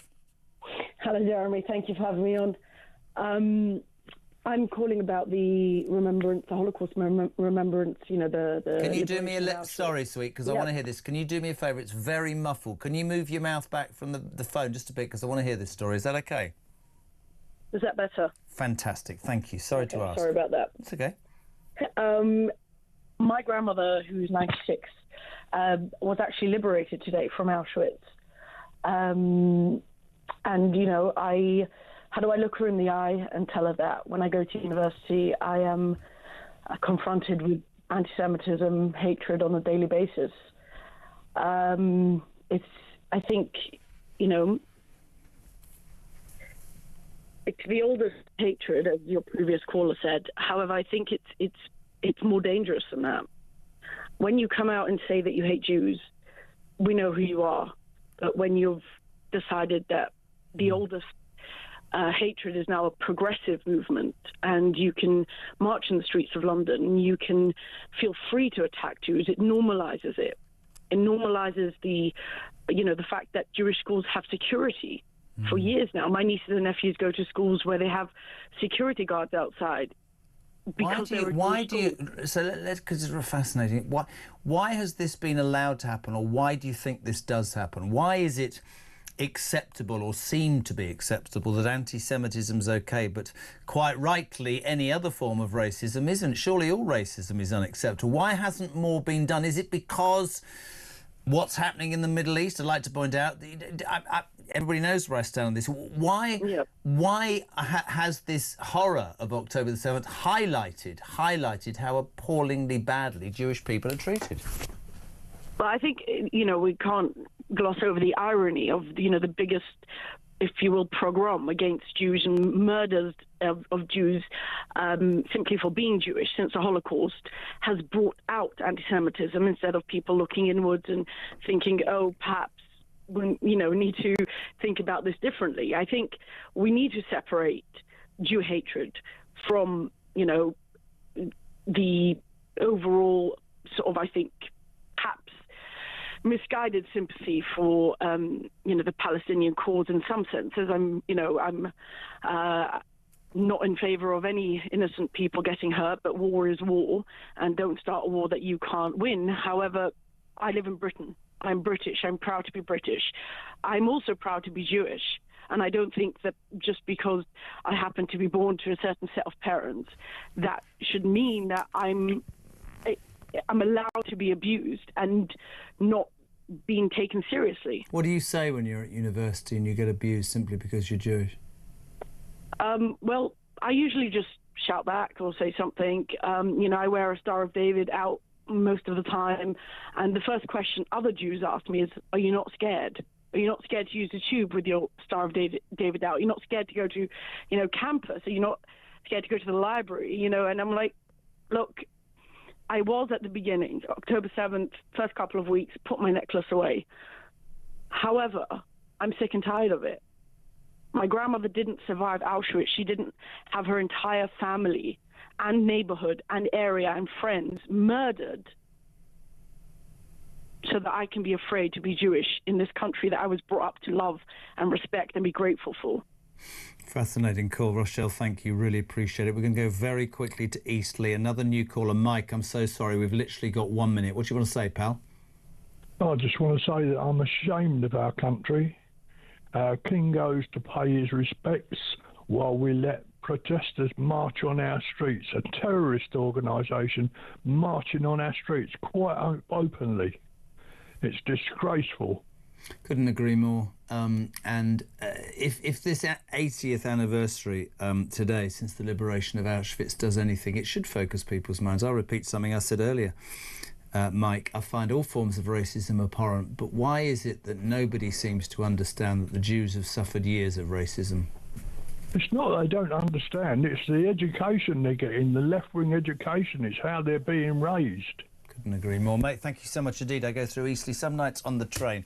We're going to miss out on Dave in West... All right, 30 seconds. Dave in West Sussex. New caller after new caller. I'm so sorry. Just literally 1 minute. What you got, pal? Is Keir Starmer going to remove all the triangulation signs, road signs? There's one there that's got an old people. It's in black with a black cone. They're crossing the road. We're going to remove that. And the other one that's there is there's a black car with a skid mark underneath it in the shape of a Nazi signal. Are we going to remove those as well? Quite possibly. I've had an absolute day of this, mate. Thank you for tuning in. New caller in West Sussex as Kevin O'Sullivan walks in. Now, it's wrong for the Labour Party to be talking about a black hole, isn't it, of 11 million, because police aren't allowed any longer to say blacklisted or black sheep. So everything black's banned, OK? You can't say anything black. I'm just sick of it, aren't you? I'm just sick of this rubbish. I'm embarrassed increasingly to be British, Kev. We've got to stop all this. We've got to stop all this. Like that little Colombian idiot, who's plunged his people into unrivaled poverty. So I don't want your oil Trump. Don't like America. Don't like you. See the survey today. We don't need these virtue signalling socialist idiots. Colombia needs a proper leader.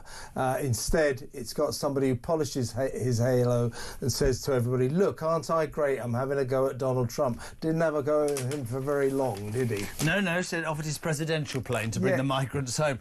Listen, we've been as if the form of transport matters. What is that guy doing? That's what I'm sick of. I'm sick of coppers saying you can't say the word black. I'm sick of socialist idiots saying, well, dignity, they must be on a particular We're kind not of allowed to aeroplane. call the latest submarine HMS Agincourt for fear of upsetting the French. Look at me. Yeah. They're changing it to HMS Achilles. I know, I do read the papers. I mean, how ridiculous is that? It is very ridiculous. I think we should name it Agincourt specifically to upset the French. I think that would.